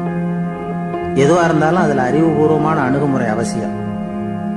ஒரு நர்ஸ் அவசரமா ஓடி வந்து டாக்டர் கிட்ட சொல்லிச்சான், டாக்டர் ஒரு தப்பு நடந்து போச்சு, 10ஆம் நம்பர் பெட்ல இருக்கிற பேஷண்ட்டுக்கு காலில் ஆபரேஷன் பண்றதுக்கு பதிலா கையில் ஆபரேஷன் பண்ணிவிட்டீங்க, கையை ஆபரேஷன் பண்ண வேண்டிய ஆள் 7ஆம் நம்பர் பெட்ல இருக்கார் அப்படின்னு தான். இதுக்கு அவர் பதட்டப்படாம சொன்னாராம், பரவாயில்ல இவரை தூக்கி 7ஆம் நம்பர் பெட்ல போட்டுரு அப்படின்னாராம்.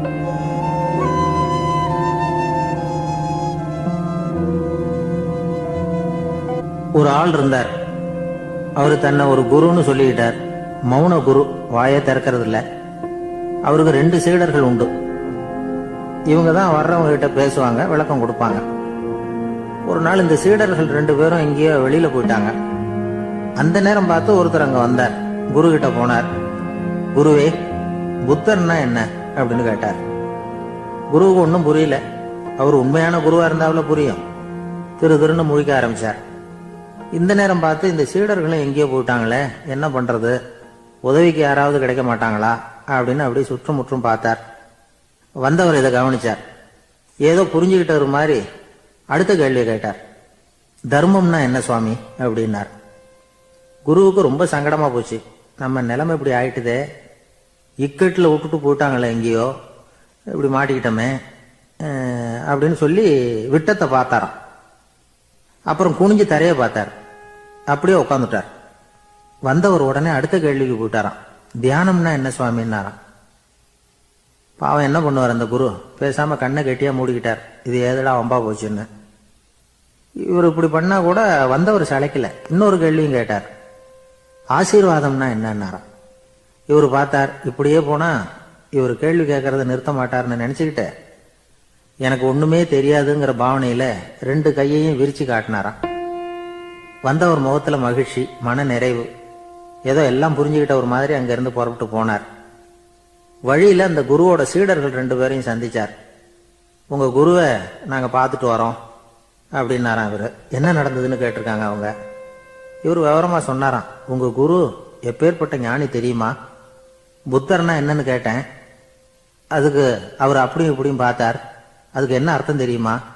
மக்கள் புத்தரை அங்கேயும் இங்கேயும் தேடுறாங்க, உண்மையில அவர் அங்கேயும் இங்கேயும் தேடி கண்டுபிடிக்க முடியாது அப்படிங்கறத அவர் செய்கை மூலமா உணர்த்தினார். அதுக்கப்புறம் தர்மம்னா என்னன்னு கேட்டேன். ஒரு மேலையும் கீழையும் பார்த்து தர்மம் சமமானது, அதுல உயர்வு தாழ்வு இல்லை அப்படிங்கறத உணர்த்தினார். அதுக்கப்புறம் தியானம்னா என்னன்னு கேட்டேன். கண்ணை மூடிக்கிட்டார். கண்ணை மூடி காணும் அற்புதம் அதுங்கிறத புரிஞ்சுக்கிட்டேன். கடைசியா ஆசீர்வதிக்கப்படுறது பத்தி கேட்டேன். கைகளை நீட்டி உதவுறது தான் அது அப்படிங்கறத 2 கையையும் விரிச்சு உணர்த்தினார். எவ்வளவு பெரிய மகான் அவரு அப்படின்னு சொல்லிவிட்டு அவர் பாட்டுக்கு போயிட்டார். சீடர்கள் அதுக்கப்புறம் மெதுவா குரு கிட்ட வந்து சேர்ந்தாங்களாம். அவங்கள பார்த்ததும் குருவுக்கு கோபம் வந்துட்டுது. அடே பாவிகளா, எங்கடா போய் தொலைஞ்சிங்க? நான் ஒரு ஆளுகிட்ட மாட்டிக்கிட்டு என்ன பாடுபட்டிருக்கேன் தெரியுமா அப்படின்னாராம். இது மாதிரி தான் நாம சாதாரண மனிதர்களின் புற வேடங்கள்ல மயங்கி போயிடுறோம். அவங்க பேச்சு, செய்கை, பார்வை, இதுல எல்லாம் ஏதோ பெரிய தத்துவம் இருக்கிறதாக நினைச்சுக்கிறோம். உண்மையிலேயே அந்த தத்துவங்கள் யாருக்கு சொந்தம்? அவங்களுக்கு இல்ல, நமக்கு தான் சொந்தம். நாம தானே அதை கற்பிச்சுக்கிட்டோம்.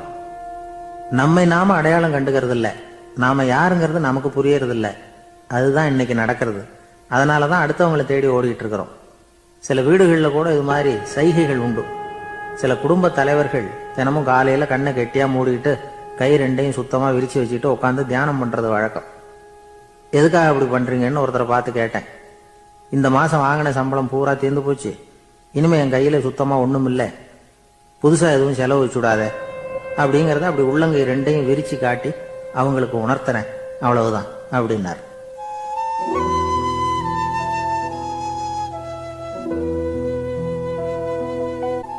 ஒரு பெரிய நினைவு மண்டபம். அதுக்கு முன்னாடி ஒரு அப்பாவும் பிள்ளையும் நின்றுகிட்டு இருக்கிறாங்க. அந்த வழியா போறவங்க வர்றவங்க எல்லாம் அந்த இடத்துல நின்று அது என்ன மண்டபம் அப்படின்னு விசாரிக்க ஆரம்பிச்சாங்க. அந்த அப்பாவும் பிள்ளையும் தான் வர்றவங்களுக்கெல்லாம் விவரம் சொல்லிட்டு இருக்கிறாங்க. அதாவது இந்த இடத்துல ஒரு பெரிய மகான் சமாதி ஆயிருக்கார், அவர் சமாதியான இடத்துல இந்த நினைவு மண்டபத்தை கட்டியிருக்கிறோம் அப்படின்னாங்க. ஊரு பூரா இந்த செய்தி பரவிச்சு. நிறைய பேர் அந்த இடத்தை தேடி வர ஆரம்பிச்சாங்க. இங்க வந்து கொஞ்ச நேரம் உட்காந்துட்டு போனா மனசுக்கு ஒரு நிம்மதி கிடைக்குது அப்படின்னாங்க. அங்க இருந்த உண்டியல்ல நிறைய காசு போட்டுட்டு போறாங்க. பணம் கிடுகிடுன்னு நிறைய சேர ஆரம்பிச்சுட்டுது. பணம் நிறைய சேர்ந்த உடனே அந்த அப்பாவுக்கும் பிள்ளைக்கும் தகராறு வந்துட்டுது. பணம் சேர்ந்தாலே சொத்து தகராறு வரத்தானே செய்யும், அது மாதிரி வந்துட்டுது. பையன் அடிக்கடி நிறைய பணம் கேட்க ஆரம்பிச்சான். அப்பா பார்த்தார், யோசனை பண்ணார், ஒரு முடிவுக்கு வந்தார். ஒரு நாள் பையனை கூப்பிட்டார். இதை பாருப்பா, நமக்குள்ள தகராறு வேணாம். அப்பாவும் பிள்ளையும் இப்படி சண்டை போட்டுக்கிட்டா பாக்குறவங்க தப்பா நினைப்பாங்க. அதனால நமக்குள்ள சமரசமா இதை தீர்த்துக்குவோம், என்ன சொல்ற அப்படின்னார் அப்பா. சரி நான் பையன். உடனே அந்த அப்பா என்ன பண்ணார் தெரியுமா? மகன் கிட்ட கொஞ்சம் பணத்தை கொடுத்தார். தன்கிட்ட இருந்த ஒரு கழுதையையும் கொடுத்தார். இதை வச்சு நீ பொழைச்சிக்கோ அப்படின்னு சொல்லி அனுப்பி வச்சுட்டார். மகன் அந்த கழுதையை இழுத்துக்கிட்டு அடுத்த ஊருக்கு போனான். வழியிலேயே அந்த கழுதை செத்து போச்சு. உடனே என்ன பண்ணலாம்னு யோசனை பண்ணான். ஒரு ஐடியா வந்தது. அந்த கழுதைய ஒரு சாலை ஓரமா புதைச்சான். கையில் இருந்த பணத்தை வச்சு அந்த இடத்துல ஒரு கல் மண்டபம் கட்டினான். அந்த வழியா 2 பேர் வந்தாங்க. இது என்ன மண்டபம்னு விசாரிச்சாங்க. இந்த இடத்துல ஒரு பெரிய மகான் சமாதி ஆயிருக்கிறார் அப்படின்னா. இந்த செய்தி ஊர் பூரா பரவ ஆரம்பிச்சுட்டுது. நிறைய பேர் வந்து போக ஆரம்பிச்சாங்க. இங்க வந்தா மனசுக்கு ஒரு பெரிய நிம்மதி கிடைக்குது அப்படின்னு வேற சொல்ல ஆரம்பிச்சாங்க. வர வர கூட்டம் அதிகமா வர ஆரம்பிச்சுட்டுது. உண்டியல்ல பணம் நிறைய சேர்ந்துட்டுது. நகையெல்லாம் கூட கழட்டி காணிக்கையா போட ஆரம்பிச்சுட்டாங்க. அப்பாவை விட மகன் பெரிய ஆளாயிட்டான். இதை கேள்விப்பட்டார் அப்பா. பையனை பார்த்துட்டு வரலாம்னு ஒரு நாள் புறப்பட்டு வந்தார். பையன் ஓஹோன்னு இருக்கிறான். பங்களா, காரு எல்லாம் வந்துட்டுது. எப்படிடா இந்த அளவுக்கு ஆனே அப்படின்னு விசாரிச்சார். அப்பா, எல்லாம் உங்க ஆசீர்வாதம் தான். நீங்க கொடுத்த மூலதனத்தை வச்சுதான் இவ்வளவும் சம்பாதிச்சேன் அப்படின்னு நான் பையன். அது எப்படிறான்னு விசாரிச்சார். அப்பா, நீங்க ஒரு கழுத குட்டியும் கொஞ்சம் பணமும் என்கிட்ட கொடுத்து அனுப்பி வச்சிங்க. அதை எடுத்துக்கிட்டு வந்தேன். வர்ற வழியில் அந்த கழுதை செத்து போச்சு. உடனே யோசனை பண்ணேன். அந்த கழுதையை இந்த இடத்துல புதைச்சேன். கையில் இருந்த பணத்தை வச்சு மண்டபம் கட்டினேன். மகான் ஒருத்தர் சமாதி ஆயிருக்கார் அப்படின்னு வதந்தியை கிளப்பி விட்டேன். ஜனங்கள்லாம் ஏமாந்து போய் காசை கொண்டாந்து போட ஆரம்பிச்சிட்டாங்க. நான் பொழைச்சிக்கிட்டு இருக்கிறேன் அப்படின்னா. இப்போதான்டா நீ என் புள்ள அப்படின்னு சொல்லி சந்தோஷப்பட்டாரான் அந்த அப்பா. ஏன் அப்படி சொல்றீங்கன்னு கேட்டிருக்கான் பையன். கழுத குட்டியை புதைச்சி மண்டபம் கட்டியிருக்கிற நீ, ஏற்கனவே நம்ம ஊர்ல நாம கட்டியிருக்கிறோமே மண்டபம், அது இந்த கழுதையோட அம்மாவை புதைச்ச இடம். மகான் சமாதி ஆயிருக்காருன்னு நானும் சும்மா கப்சா தான் விட்டுக்கிட்டு இருக்கேன் அப்படின்னாரான் அப்பா. முட்டாள் ஜனங்களை நினைச்சு அந்த 2 பேரும் சத்தம் போட்டு சிரிச்சாங்களாம். மனுஷனை மனுஷன் ஏமாத்துறது ரொம்ப சுலபம். என் கூட படிச்ச ஒருத்தன் திடீர்னு ஒரு நாள் எல்லாருக்கும் அருள் வாக்கு சொல்ல ஆரம்பிச்சுட்டான். அவன் ஒரு ஆபீஸ்லயும் வேலை பார்க்கறான். ஆபீஸ்ல உள்ளவங்க எல்லாம் அவங்ககிட்ட வந்து அருள் வாக்கு கேட்கறது வழக்கம். ஒரு நாள் நான் அவன் முன்னாடி போய் உட்காந்து பேசிக்கிட்டு இருந்தேன். அப்போ அதே ஆபீஸ்ல வேலை பார்க்குற ஒருத்தர் அவங்ககிட்ட வந்து, சுவாமி, என் மேஜையில வச்சிருந்த பேனா திடீர்னு காணாம போட்டுது, அது திரும்ப கிடைக்குமா எனக்கு அப்படின்னு கேட்டார்.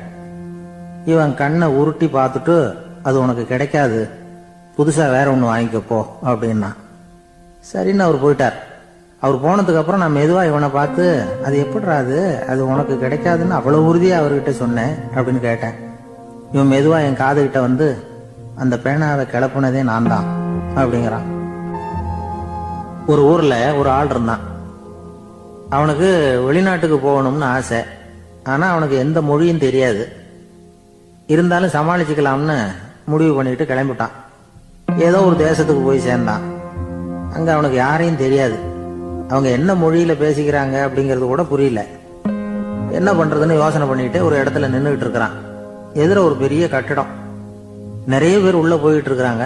இவனும் அவங்க பின்னாடியே உள்ள போனான். ஒரு பெரிய அறை, அலங்காரம்லாம் பண்ணி வச்சிருக்கிறாங்க.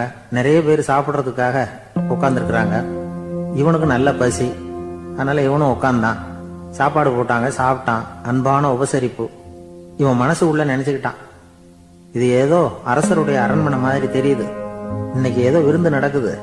நல்ல வேளை நம்ம பசியும் தீர்ந்தது அப்படின்னு நினைச்சுக்கிட்டே நிமிர்ந்து பாக்குறான். சாப்பாடு பரிமாறினவன் எதிரில் ரொம்ப பணிவோட முதுக வளைச்சி வணக்கம் தெரிவிச்சான். இவனும் எழுந்திருச்சு நின்று முதுக வளைச்சி வணக்கம் தெரிவிச்சான். ரொம்ப நன்றின்னா. அவன் ஒரு சீட்டை இவன் கையில கொடுத்தான். இவன் அதை வாங்கி பாக்குறான். என்ன எழுதியிருக்குன்னு ஒன்னும் புரியல. சரி, இந்த நாட்டுல தங்களுடைய நன்றியை சீட்ல எழுதி தான் கொடுப்பாங்க போல இருக்கு அப்படின்னு நினைச்சுக்கிட்டு மறுபடியும் நன்றின்னா. ஆனா அவன் காசை கொடுங்கன்னா. ஏன்னா அது ஒரு ஹோட்டல். இவன் சாப்பிட்டதுக்கான பில் அது. இவன் அதை புரிஞ்சிக்கவே இல்லை. நன்றின்னு அந்த சீட்ல எழுதி கொடுக்குறாங்க போல இருக்கு அப்படின்னு நினைச்சுக்கிட்டு அதை வாங்கி சட்டை பையில பத்திரமா வச்சுக்கிட்டு, பரவாயில்லைங்க, ரொம்ப மகிழ்ச்சின்னா. ஒரு வெளிநாட்டுக்காரனுக்கு இவ்வளவு தூரம் மரியாதை பண்றீங்களே, எங்க ஊருக்கு போனதும் உங்களை பத்தி நிறைய சொல்லுவேன் அப்படின்னா. இவன் என்ன சொல்றான்னு அவனுக்கு புரியல. இவனை பிடிச்சி அழைச்சிட்டு போய் முதலாளி முன்னாடி நிறுத்தினான். நாம சொன்னதுல இவனுக்கு ரொம்ப பெருமையா இருக்கணும் போல இருக்கு, அதுதான் பெரிய இடத்துக்கு அழைச்சிட்டு வந்திருக்கிறான் அப்படின்னு இவன் நினைச்சுக்கிறான். அவரும் பில்லுக்கான பணத்தை கொடுங்கிறாரு. பரவாயில்லைங்க, ரொம்ப மகிழ்ச்சி, நன்றிங்கிறான் இவன். அவரு பார்த்தார், இவனை நீதிமன்றத்துக்கு அனுப்பி வச்சுட்டார். இவன் என்ன நினைச்சுக்கிட்டான், நம்மளை இந்த ஊர் ராஜா முன்னாடியே அழைச்சிக்கிட்டு வந்து நிறுத்தி இருக்கிறாங்க போல இருக்கு, என்ன ஒரு பெருந்தன்மை அப்படின்னு நினைச்சுக்கிறான்.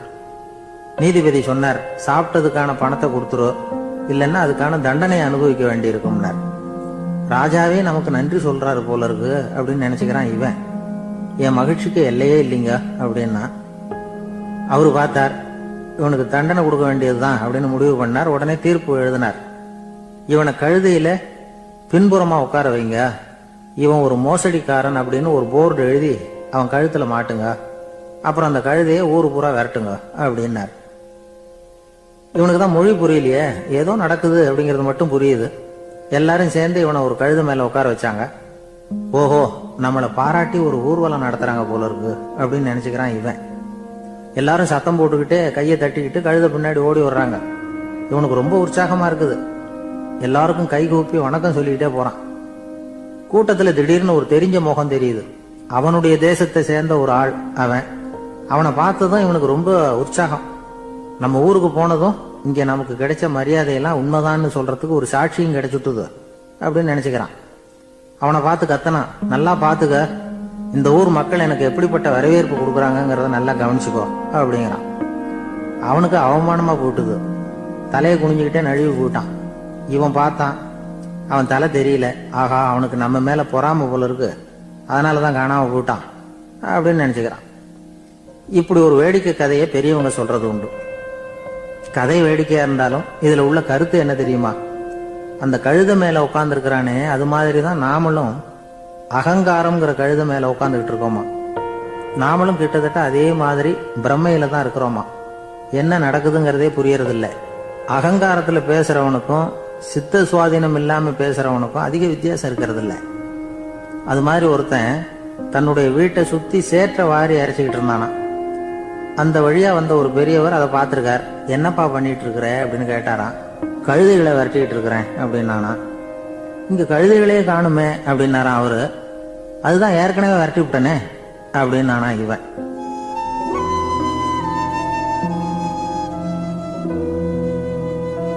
ஒரு ஊர்ல 4 நண்பர்கள் இருந்தாங்க. 4 பேரும் சோம்பேறிகள். 4 பேருக்கும் எந்த வேலையும் செய்யறதுக்கு உடம்பு வளையறதில்ல.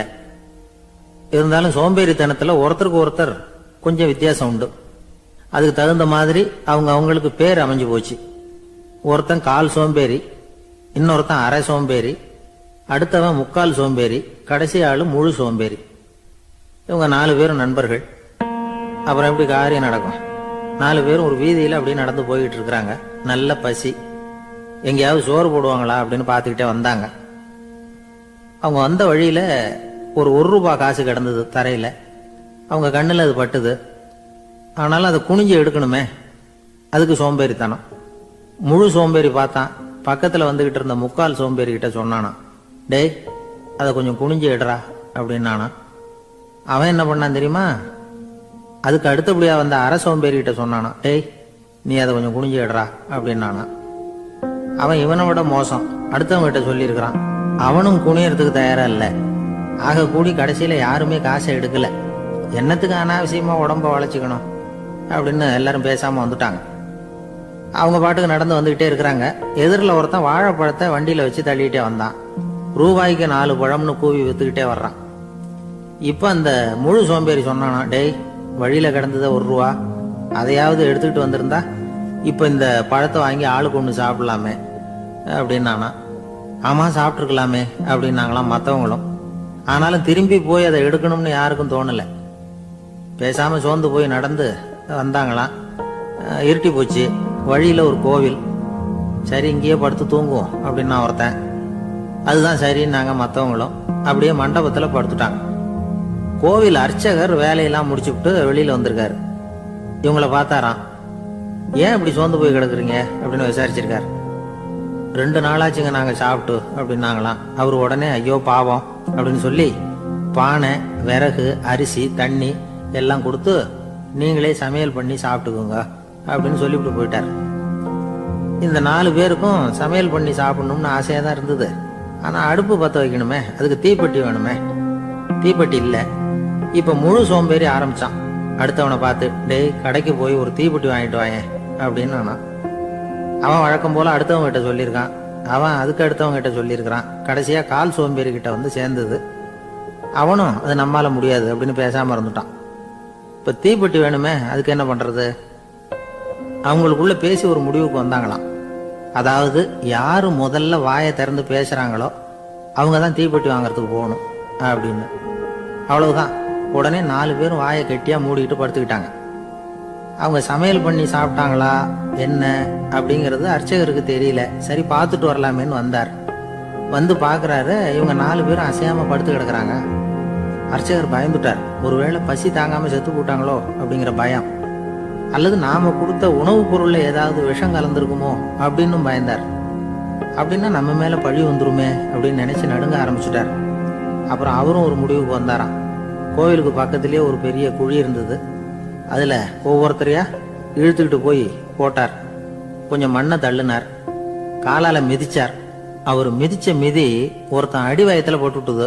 அவன் உடனே வலி தாங்காம ஐயோ அம்மான்னு அலறினான். உடனே நடந்தது என்ன தெரியுமா?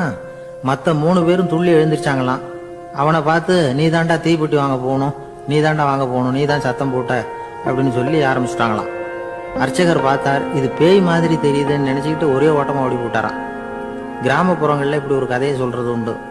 சோம்பல்ங்கிறது நம்ம முன்னேற்றத்துக்கு பெரிய தடை அப்படிங்கிறத நாம புரிஞ்சுக்கணும். அதுதான் இந்த கதை சொல்ற நீதி.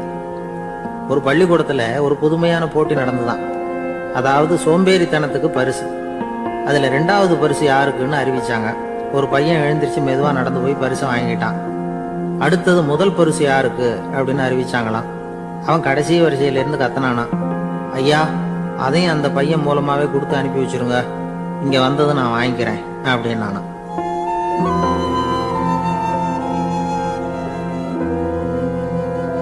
ஒரு ஊர்ல ஒரு ராஜா இருந்தார். அவரு ஒரு நாள் காலையில அரண்மனையில மேல் மாடத்துல வந்து நின்றுகிட்டு இருந்தார். அப்போ ஒரு ஆள் வீதியில ரொம்ப வேகமா ஓடிக்கிட்டு இருக்கான். அதை ராஜா கவனிச்சார். அவன் மனசுல ஏதோ ஒரு தவிப்பு இருக்குங்கிறத புரிஞ்சுக்கிட்டார். உடனே அரண்மனை சேவகர்களை கூப்பிட்டார். அந்த ஆளை இங்க அழைச்சிட்டு வாங்க அப்படின்னார். இவங்க ஓடி போய் அந்த ஆளை அழைச்சிட்டு வந்தாங்க. மன்னர் முன்னாடி நிறுத்தினாங்க. மன்னர் அவனை நிமிர்ந்து பார்த்தார். எதுக்காக இவ்வளவு வேகமா ஓடிக்கிட்டு இருக்கிற அப்படின்னு கேட்டார். இதுக்கு அவன் சொன்னா, மன்னா, நம்ம கோட்டையின் வடக்கு வாசல் இருக்கு இல்லையா, அது ஓரமா ஒரு பெரிய பாறாங்கல் கிடக்கு. அதுக்கு அடியில நான் ஒரே ஒரு வெள்ளி நாணயத்தை புதைச்சி வச்சிருக்கேன். அது இப்போ எனக்கு தேவைப்படுது. என்னுடைய மனைவிக்கு ஒரு பரிசு வாங்கி கொடுக்க வேண்டியிருக்கு. அதுக்காக தான் அவசரமா ஓடிட்டு இருக்கிறேன் அப்படின்னா. மன்னர் யோசனை பண்ணார். அப்புறம் சொன்னார், அதுக்காகவா இப்படி ஓடுற? பரவாயில்ல, அதை பத்தி கவலைப்படாத. நான் உனக்கு 10 வெள்ளி காசுகள் தர்றேன், வாங்கிட்டு திரும்பி போ அப்படின்னார். இவன் தலையை சொரிஞ்சான். மன்னா, நீங்க கொடுக்கறத ரொம்பவும் மகிழ்ச்சியோட வாங்கிக்கிறேன். இருந்தாலும் அதுக்கப்புறம் அந்த வடக்கு வாசலுக்கு போய் அங்க இருக்கிற ஒரு நாணயத்தையும் எடுத்துக்கிட்டு போயிடுறேனே அப்படின்னா. இத பாருப்பா, அந்த ஒரு நாணயத்தை மறந்துடும், உனக்கு 100 வெள்ளி நாணயங்கள் தரேன் இருக்கார். மன்னா, ரொம்ப மகிழ்ச்சி. உங்க மாதிரி தாராள குணம் வேற யாருக்கும் வராது. நீங்க கொடுக்கற 100 நாணயங்களையும் வாங்கிக்கிறேன். இருந்தாலும் வடக்கு வாசலுக்கு போய் அதையும் எடுத்துக்கிட்டா 101 ஆயிடுமே அப்படின்னானா. இத பாருப்பா, அந்த ஒரு நாணயத்தை மறந்துரு, அது எக்கேடாவது கெட்டு போட்டோம். நான் உனக்கு 100 பொற்காசுகள் தரேன், அதையாவது வாங்கிட்டு வந்த வழியிலேயே திரும்பி போடுன்னாராம். தங்க நாணயங்களே தரேன்னு சொல்றீங்க, தாராளமா வாங்கிக்கிறேன். இருந்தாலும் வடக்கு வாசலுக்கு போய் அப்படின்னு மறுபடியும் ஆரம்பிச்சான். அரசர் வந்து பொறுமை இழந்துட்டார். கடைசியா ஒரு முடிவுக்கு வந்துட்டார். இத பாருப்பா, உனக்கு என்னுடைய ராஜ்யத்திலேயே பாதியை கொடுத்துடுறேன், அப்படியாவது திருப்தியா திரும்பி போ அப்படின்னாராம். மன்னா, உங்களுடைய பெருந்தன்மைக்கு ஈடு இணையே கிடையாது. தேசத்திலேயே பாதி பிரிச்சு கொடுக்குறேன்னு சொல்றீங்க, அதனால உங்ககிட்ட ஒரு சின்ன வேண்டுகோள் அப்படின்னானா. சொல்லுன்னாராம் மன்னர் ஆர்வமா. இவன் மெதுவா ஆரம்பிச்சான். அப்படி இந்த ராஜ்யத்தை 2ஆ பிரிக்கிறப்போ அந்த வடக்கு வாசல் இருக்கிற பக்கத்தை என்கிட்டயே கொடுத்துருங்க அப்படின்னானா. மன்னர் அசந்து போயிட்டார். இந்த கதை எதுக்காகன்னு கேட்டா, மனம்ங்கிறது ஒரு குரங்குங்கிறத புரிஞ்சுக்கிறதுக்காகத்தான். உன்னை புடிச்சுக்கிட்டா லேசில விடாது. அப்படிப்பட்ட மனச அறிவு தான் வழி நடத்தணும். அதுலதான் வாழ்க்கையின் வெற்றி அடங்கி இருக்குது. ஒரு சின்ன பையன் தெருவில் அழுதுகிட்டு இருந்தான். ஏன்பா அழுவுறேன்னு ஒரு பெரியவர் கேட்டார். 1 ரூபா காசை எங்க தொலைச்சுட்டேன் அப்படின்னா. சரி, அதுக்காக அழாத, அதுக்கு பதிலாக 10 ரூபா தரேன், இந்தா வச்சுக்கோன்னு கொடுத்தாரு. இந்த 10 ரூபாய வாங்கி சட்டப்பையில போட்டுக்கிட்டு அதை விட அதிகமா சத்தம் போட்டு அழ ஆரம்பிச்சுட்டான். மறுபடியும் ஏன்டா அழறேன்னு கேட்டார் பெரியவர். அந்த 1 ரூபாயும் கிடைச்சிட்டுதுன்னா இப்ப என்கிட்ட 11 ரூபா இருக்குமே, இப்போ 10 ரூபா தானே இருக்கு அப்படின்னு சொல்லிவிட்டு அழறான். என்னுடைய நண்பர் ஒருத்தர், அவருக்கு ஜாதகத்துல நம்பிக்கை உண்டு. அவரே ஜோசியம்லாம் பார்ப்பார். என்ன சார் இந்த காலத்துல இதையெல்லாம் நம்பிக்கிட்டு இருக்கீங்களே அப்படின்னு கேட்டா, உங்களுக்கு ஒன்றும் தெரியாது சார். இந்த உலகத்துல ஒவ்வொருத்தரும் அவங்கவங்க செய்யற நல்லது கெட்டதுக்கு தகுந்த பலனை அனுபவிச்சே தீரணும் பார்.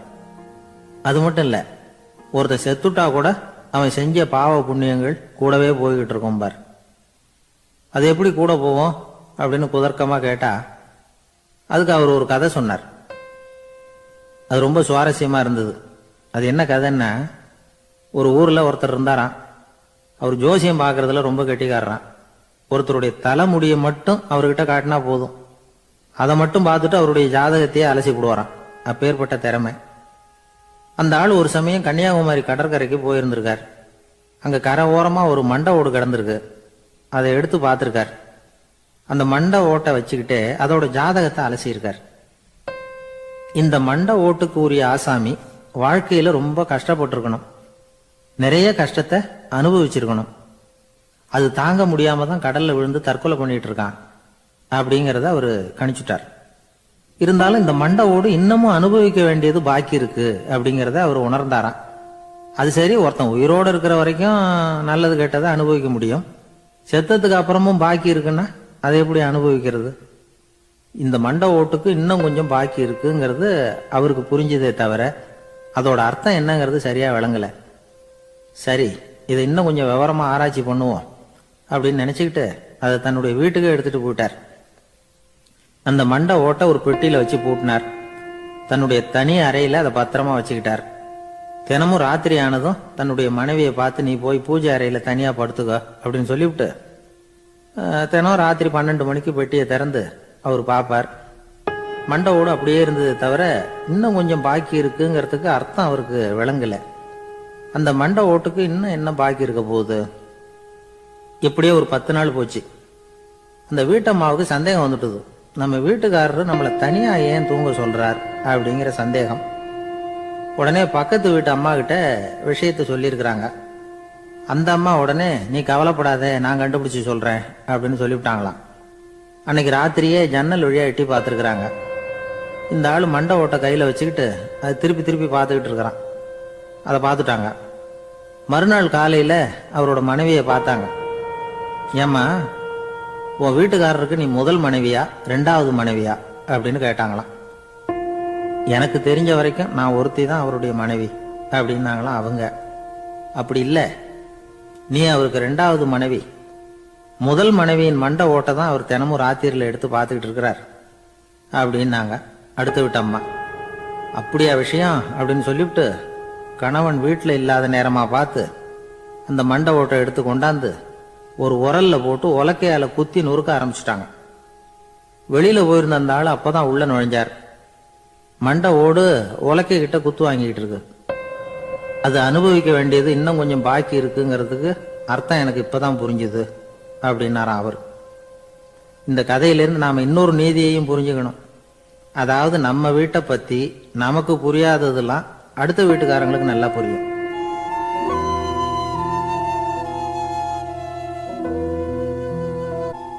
ஒரு ஊர்ல ஒரு ஆள் இருந்தான்.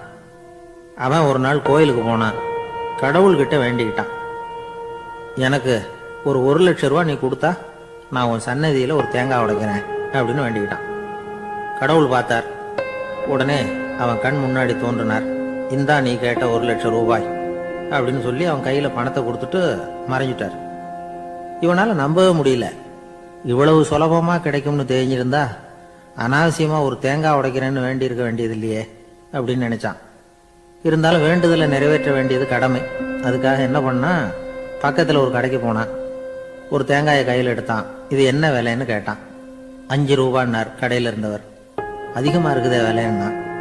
அப்படின்னா ஒண்ணு செய்யுங்க, அடுத்த ஊருக்கு போங்க, அங்க தென்னந்தோப்பு அதிகம், அதனால அங்க இதை விட குறைஞ்ச விலைக்கு கிடைக்கும் அப்படின்னார். சரின்னு அடுத்த ஊருக்கு கிளம்புனான். அங்க போய் விசாரிச்சான். ஒரு தேங்காய் 3 ரூபாய் விலைன்னாங்க. இதுவும் அதிகமா தெரியுதேன்னா. அப்படின்னா ஒண்ணு செய்ய, அதோ அந்த ஆத்து ஓரமா ஒரு தென்னை மரம் இருக்கு பார், அதுல நீயே ஏறி பறிச்சுக்கோ, ஒரு தேங்காய்க்கு 1 ரூபா கொடுத்தா போதும் அப்படின்னார் அந்த தோப்புக்கு சொந்தக்காரரு. இவனுக்கு மரம் ஏற தெரியாது. இருந்தாலும் ஆசை யார விட்டுது, விலை சல்லிசா இருக்குதே. ஆத்து ஓரம் போனா தட்டு தடுமாறி அந்த மரத்துல ஏறினா அந்த தென்னை மரம் வளைஞ்சி ஆத்து பக்கம் போய் அப்புறம் நிமிர்ந்து இருந்தது. அதாவது மரத்தின் உச்சி சரியா ஆத்துக்கு நடுவுல இருந்தது. ஆத்துல வெள்ளம் கரபுரண்டு ஓடிட்டு இருக்கு. இவன் கடவுள் கொடுத்த 1,00,000 ரூபாயை மடியில வச்சு இறுக்கி கட்டிக்கிட்டான். உச்சிக்கு போய் காய் பறிக்கிற சமயத்துல காத்து மழையும் பலமா கலந்து அடிக்க ஆரம்பிச்சுட்டுது. கால் வழுக்கி விட்டுட்டுது. இவன் சடார்னு ஒரு தென்னை மட்டையை பிடிச்சிக்கிட்டு தொங்க ஆரம்பிச்சிட்டான். கீழே பயங்கரமான வெள்ளம், மடியில 1,00,000 ரூபா பணம். என்ன செய்யறதுன்னு தவிக்கிறான். இந்த சமயம் கரையில ஒரு யானை பாகன் யானையை குளிப்பாட்டிக்கிட்டு இருக்கிறான். அது அவன் கண்ணில் பட்டது. ஐயா ஒரு உதவின்னு கத்துனான். அவன் என்ன செய்யணும்னு கேட்டான்.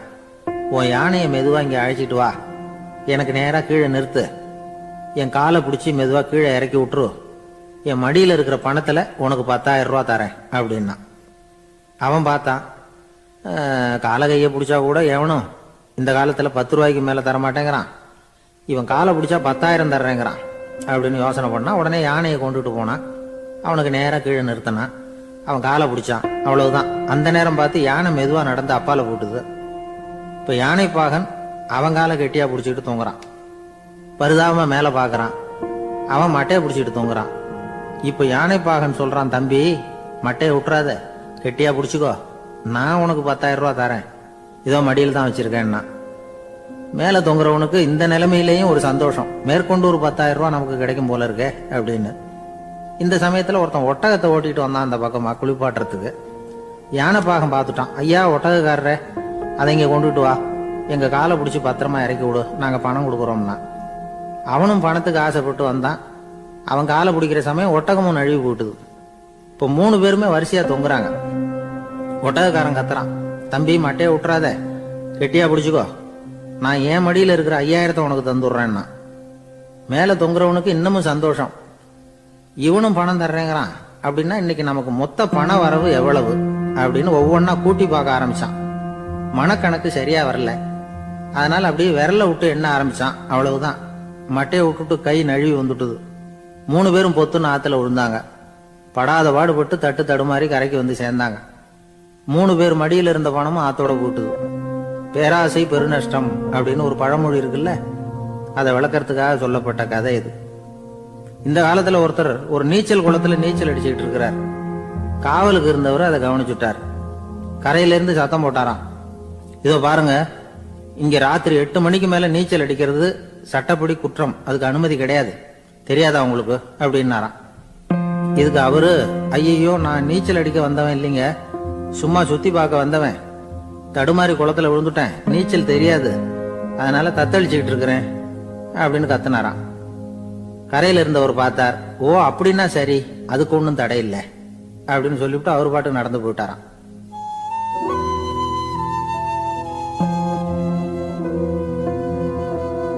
ஒரு ஊர்ல ஒரு ஆள் இருந்தான். நிறைய பணம் சேர்த்தான். அவனுக்கு சம்பாதிக்க தெரியுமே தவிர செலவு பண்ண தெரியாது. மகா கஞ்சன். காசை கையில எடுக்கவும் மாட்டான். எடுத்தா செலவு செய்ய வேண்டியிருக்குமே, அதனால இப்படியே அவன் காலத்தை ஓட்டி விட்டான். வயசாயிட்டுது. அவனுடைய மனைவி ஒரு நாள் கேட்டாங்க, இவ்வளவு நாளா நீங்க என்ன எங்கேயுமே அழைச்சிட்டு போனதில்லை, இப்போவாவது அழைச்சிட்டு போக கூடாதா அப்படின்னாங்க. எங்க போகணும் சொல்லுன்னா. காசிக்கு போகணும், கங்கையில குளிக்கணும்னாங்க. இவன் பார்த்தான், இதுக்கு ஏன் அவ்வளவு தூரம் செலவு பண்ணிட்டு போகணும், நம்ம ஊர் ஆத்துலயே குளிக்கலாமே, இதுவும் புண்ணிய நதி தான், இங்க குளிச்சா அங்க குளிச்ச பலன் கிடைச்சிரும் அப்படின்னா. சரின்னு 2 பேரும் ஆத்தங்கரைக்கு போனாங்க. அன்னைக்கு ஏதோ விசேஷம், நிறைய கூட்டம், நிறைய பேர் குளிச்சுக்கிட்டு இருக்கிறாங்க. கரையில சில புரோகிதர்கள் நின்றுகிட்டு இருக்கிறாங்க. குளிக்கிறதுக்கு முந்தி அவங்க கிட்ட உட்காந்தா ஏதோ மந்திரம்லாம் சொல்லுவாங்க, கொஞ்சம் காசு கொடுக்க வேண்டியிருக்கும். அதனால இவன் என்ன பண்ணான், ஆத்தங்கரையிலேயே கொஞ்சம் தூரம் போனான். ஊரை விட்டு தள்ளி வந்துட்டான். அங்க யாருமே இல்லை. அப்பாடான்னு சந்தோஷப்பட்டான். குளிக்கலாம்னு புறப்பட்டான். இந்த நேரம் கடவுள் பார்த்தார், இந்த கஞ்சனுக்கு ஏதாவது புத்தி போகட்டணும் அப்படின்னு நினைச்சார். உடனே ஒரு புரோகிதர் மாதிரி உருவத்தை மாத்திக்கிட்டு அந்த ஆள் முன்னாடி வந்து நின்னார். அவனுக்கு அதிர்ச்சி. இங்க யாருமே இருக்க மாட்டாங்கன்னு நினைச்சா இங்கேயுமே ஒரு ஆள் வந்துட்டாரு, என்ன பண்றதுன்னு யோசனை பண்ணான். புரோகிதர் உருவத்தில் இருந்த கடவுள் சொன்னார், இதை பாருங்க, இன்னைக்கு விசேஷ நாள், நீராடுறதுக்கு முன்னாடி சுயகல்பம் பண்ணிக்கிறது ரொம்ப நல்லது அப்படின்னார். என்கிட்ட பணம் எதுவும் இல்லையேன்னா. பரவாயில்ல, அப்புறமா கொடுங்க, வாங்கிக்கிறேன், ஆனா ஒண்ணு, எவ்வளவு கொடுப்பீங்கிறத மட்டும் இப்பவே சொல்லிவிடுங்க அப்படின்னார். இவன் ரொம்ப யோசனை பண்ணான். ஒரு 10 பைசா தரேன் அப்படின்னா.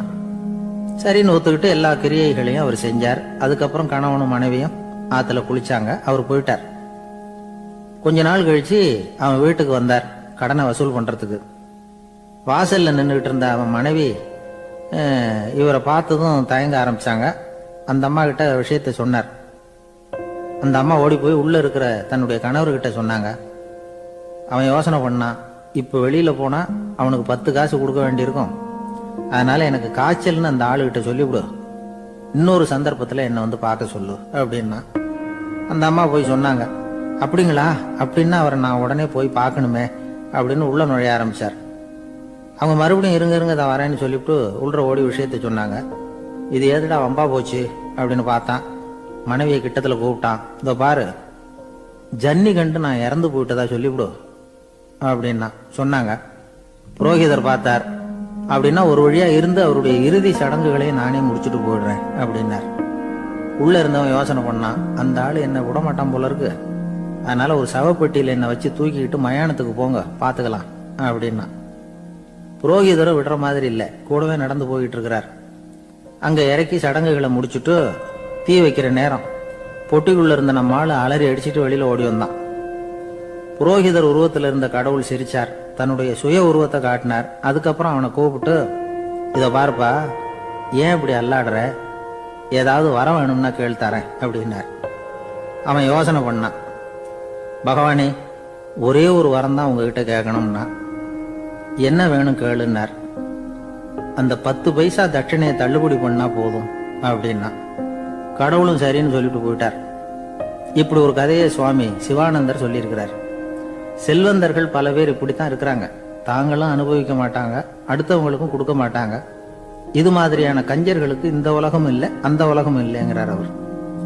இந்த கதையில கடவுள் கடன் வசூலுக்கு வந்தது மாதிரி நம்ம ஊர் ஆள் ஒருத்தன் இன்னொருத்தர்கிட்ட 10 பைசா கடன் கொடுத்துட்டான். திருப்பி வாங்கறதுக்கு நடையா நடக்கிறான். கடைசியா கேட்டான், நீ எப்பதான் கடனை திருப்பி தரப்போற, அதை முடிவா சொல்லுன்னா. வர்ற வியாழக்கிழமை கண்டிப்பா கொடுத்துருவேன் அப்படின்னானா அவன். அன்னைக்கு நான் ஊர்ல இருக்க மாட்டேனே அப்படின்னானா இவன். அதனால என்ன, நானும் தான் அன்னைக்கு ஊர்ல இருக்க மாட்டேன் அப்படின்னா. ஒரு ஊர்ல ஒருத்தர் இருந்தான். ஏதோ ஒரு சின்ன அலுவலகத்துல வேலை பார்த்துக்கிட்டு இருந்தான். ரொம்ப ஏழை. வர்ற கொஞ்சம் வருமானத்தை வச்சு வாழ்க்கையை ஓட்டிக்கிட்டு இருந்தான். ஒரு நாள் தெரு வழியா அவன் நடந்து வந்துகிட்டு இருக்கிறான். தெருவில் ஒரு காசு கிடந்தது. அதை பார்த்துட்டான். அது குனிஞ்சு எடுத்தான். அது ஒரு பழங்கால காசு. அந்த காசு நடுவில் ஒரு துளை இருந்தது, அதாவது துளையிட்ட நாணயம். பழங்காலத்தில் புழக்கத்தில் இருந்த ஒரு நாணயம் அது. துளையிட்ட நாணயம் கிடைச்சதுன்னா ரொம்ப நல்லது, அது அதிர்ஷ்டம் அப்படின்னு ஒரு நம்பிக்கை உண்டு. இவன் கையில் அது கிடைச்சதும் ரொம்ப சந்தோஷப்பட்டான். இனிமே என்னுடைய கஷ்டம்லாம் தீரப்போகுது, அதிர்ஷ்டம் என்னை தேடி வரும், நான் பணக்காரன் ஆயிடுவேன் அப்படின்னு சொல்லிட்டு அந்த காசை தன்னுடைய கோட்டு பையில பத்திரமா போட்டு வச்சுக்கிட்டான். அடிக்கடி அதை தொட்டு பார்த்துக்கிறது உண்டு, வெளியில எடுக்க மாட்டான். இப்படியே கொஞ்ச காலம் ஆச்சு. அதுக்கப்புறம் என்னாச்சு தெரியுமா, நிஜமாவே அதிர்ஷ்டம் அவனை தேடி வர ஆரம்பிச்சுட்டுது. செல்வம் வந்து குவிஞ்சது. பணம், பதவி, புகழ் எல்லாம் வந்து சேர்ந்தது. சமூகத்துல அவன் ஒரு பெரிய மனுஷன் ஆயிட்டான். எல்லாரும் அவனை பாராட்டினாங்க. அவன் எதை தொட்டாலும் வெற்றி, எல்லாம் அந்த காசோட மகிமை அப்படின்னு அவன் மனசுக்குள்ள நினைச்சுக்கிட்டான். தினமும் காலையில அந்த கோட்டை போட்டுக்கிட்டு தான் வெளியில கிளம்புவான். புறப்படுறதுக்கு முன்னாடி கோட்டு பாக்கெட்டை தொட்டு பார்த்துக்குவான், உள்ள காசு இருக்கா அப்படிங்கிறத உறுதிப்படுத்திக்குவான். அதுக்கப்புறம் தான் வெளியில கிளம்புவான். இப்படியே பல வருஷம் ஓடி போச்சு. ஒரு நாள் அவனுக்கு அந்த ஆசை வந்துட்டுது, அதாவது அந்த துளையிட்ட நாணயத்தை எடுத்து கண்ணால பார்க்கணும் அப்படின்னு. காலையில சாப்பிட்டுக்கிட்டு இருந்தான். அப்போ தன்னுடைய மனைவி கிட்ட சொன்னான், ரொம்ப நாளைக்கு அப்புறம் என்னுடைய அந்த நாணயத்தை இன்னைக்கு வெளியில எடுத்து பார்க்க போறேன்னா. என்னத்துக்கு அது, இப்ப அதை பார்க்க வேணாமே அப்படின்னு மெதுவா இழுத்தாங்க அந்த அம்மா. இல்ல இல்ல, நான் பார்த்தே தீரணும் அப்படின்னு அவன் தன்னுடைய சட்டை பைக்குள்ள கையை விட்டான்.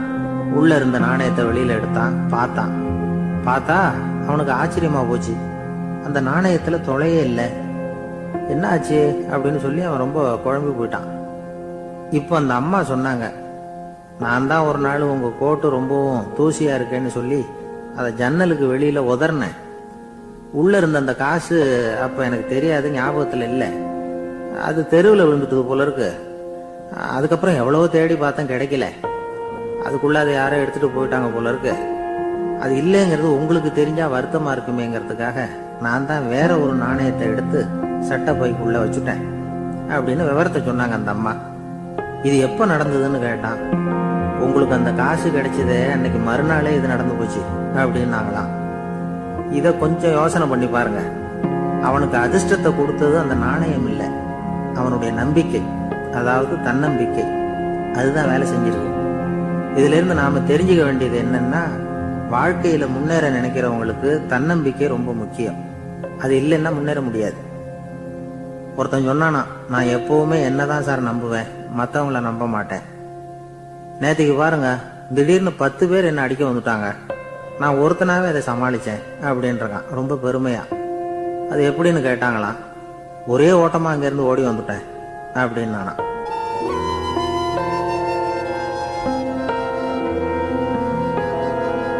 ஒரு ஊர்ல ஒருத்தர் இருந்தார், ரொம்ப நல்லவர். யாருக்காவது ஏதாவது கொடுத்துக்கிட்டே இருப்பார், கொடையாடி. தினமும் யாராவது ஒருத்தருக்கு ஏதாவது கொடுக்கலன்னா அவருக்கு தூக்கம் வராது, அப்படி ஒரு பழக்கம். அது மட்டும் இல்ல, அவர் கொடுக்கறது அடுத்தவங்களுக்கு தெரியாது, அவ்வளவு ரகசியமா அதை கொடுப்பார். வலது கை கொடுக்கறது இடது கைக்கு தெரியக்கூடாதுன்னு சொல்லுவாங்கல்ல, அது மாதிரி அவர்.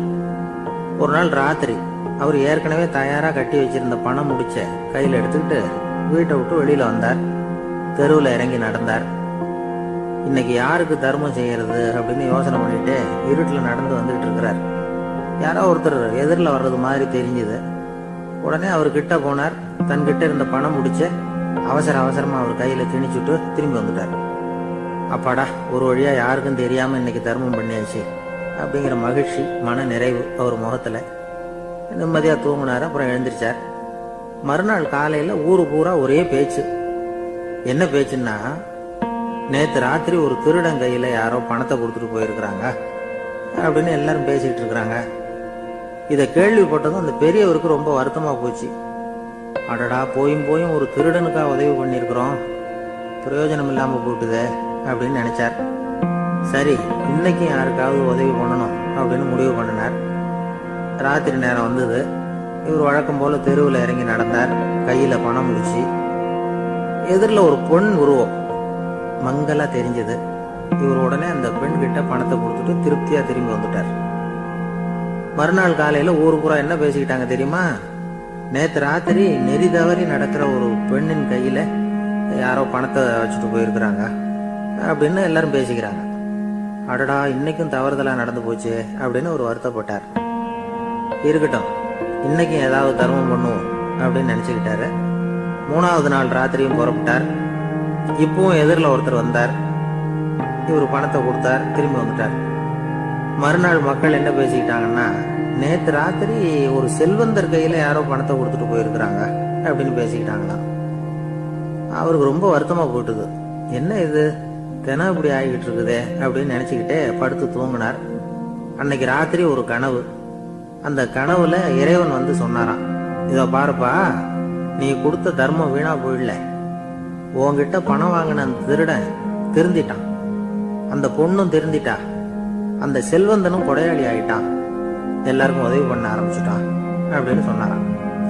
இந்த கதையை சொன்னவர் யாருன்னா நபிகள் நாயகம். இதுல உள்ள கருத்து என்னன்னா, நல்ல மனசோட தர்மம் பண்ணுனா அது வீணா போறதில்லை. இன்னொரு கருத்து, தர்மம் வந்து தன்னை மட்டுமல்ல அடுத்தவங்களையும் தீமையிலிருந்து காப்பாற்றும். இதுதான் நாம புரிஞ்சுக்க வேண்டியது. இந்த காலத்திலே இது மாதிரி சில சம்பவங்கள் நடக்கிறது உண்டு. ஒரு பெரியவர் இருட்டில் நடந்து வந்துகிட்டு இருந்தாரு. எதிரில் வந்த ஒருத்தன் வலு கட்டாயமா ஒரு கையை பிடிச்சி ஒரு பண முடிப்பை கொடுத்து வச்சுக்க சொல்லிவிட்டு விலகி போட்டான். பெரியவருக்கு ஆச்சரியம். இந்த காலத்திலயும் இப்படி வலது கை கொடுக்கறது இடது கைக்கு தெரியக்கூடாதுன்னு நினைக்கிற கொடையாளிகள் உண்டு போல இருக்கு அப்படின்னு யோசனை பண்ணிக்கிட்டே நடந்தார். கொஞ்ச தூரம் போயிருப்பாரு. அதுக்குள்ள அதே ஆள் திரும்பி வந்தான்.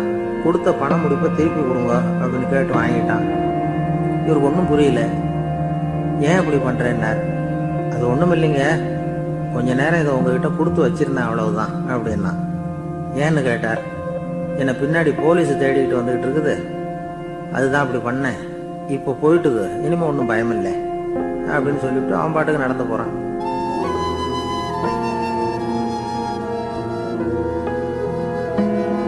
ஜெருசலேம், அங்க உள்ள ஒரு தேவாலயம். அதுல உள்ள பலிபீடத்தின் முன்னாடி ஒரு பெட்டி உண்டு. அது காணிக்கை பெட்டி. ஆலயத்துக்கு வர்றவங்க பிரார்த்தனை பண்ணிவிட்டு திரும்பி போற சமயத்துல அந்த பெட்டியில காணிக்கை போடுவாங்க. அவங்களால எவ்வளவு முடியுமோ அவ்வளவு போடுறது வழக்கம். அவங்க வசதிக்கு தகுந்த மாதிரி போடுவாங்க. வசதி உள்ளவங்களா இருந்தாலும் சரி, வசதியே இல்லாத வறியவர்களா இருந்தாலும் சரி, ஆலய காணிக்கை பெட்டியில காசு போடுறது அவங்களுக்கு ரொம்ப பெருமையான ஒரு செயல். ஒரு சமயம் இயேசு தம்முடைய சீடர்களோடு அந்த ஆலயத்துக்கு வரார். அங்க உட்காந்து ரொம்ப நேரம் வழிபாடு பண்ணிட்டு இருக்கிறார். சீடர்களும் அந்த ஜபத்துல கலந்துக்கிட்டாங்க. வழிபாடு முடிஞ்சுது. இயேசு உட்கார்ந்துருக்கிறார்.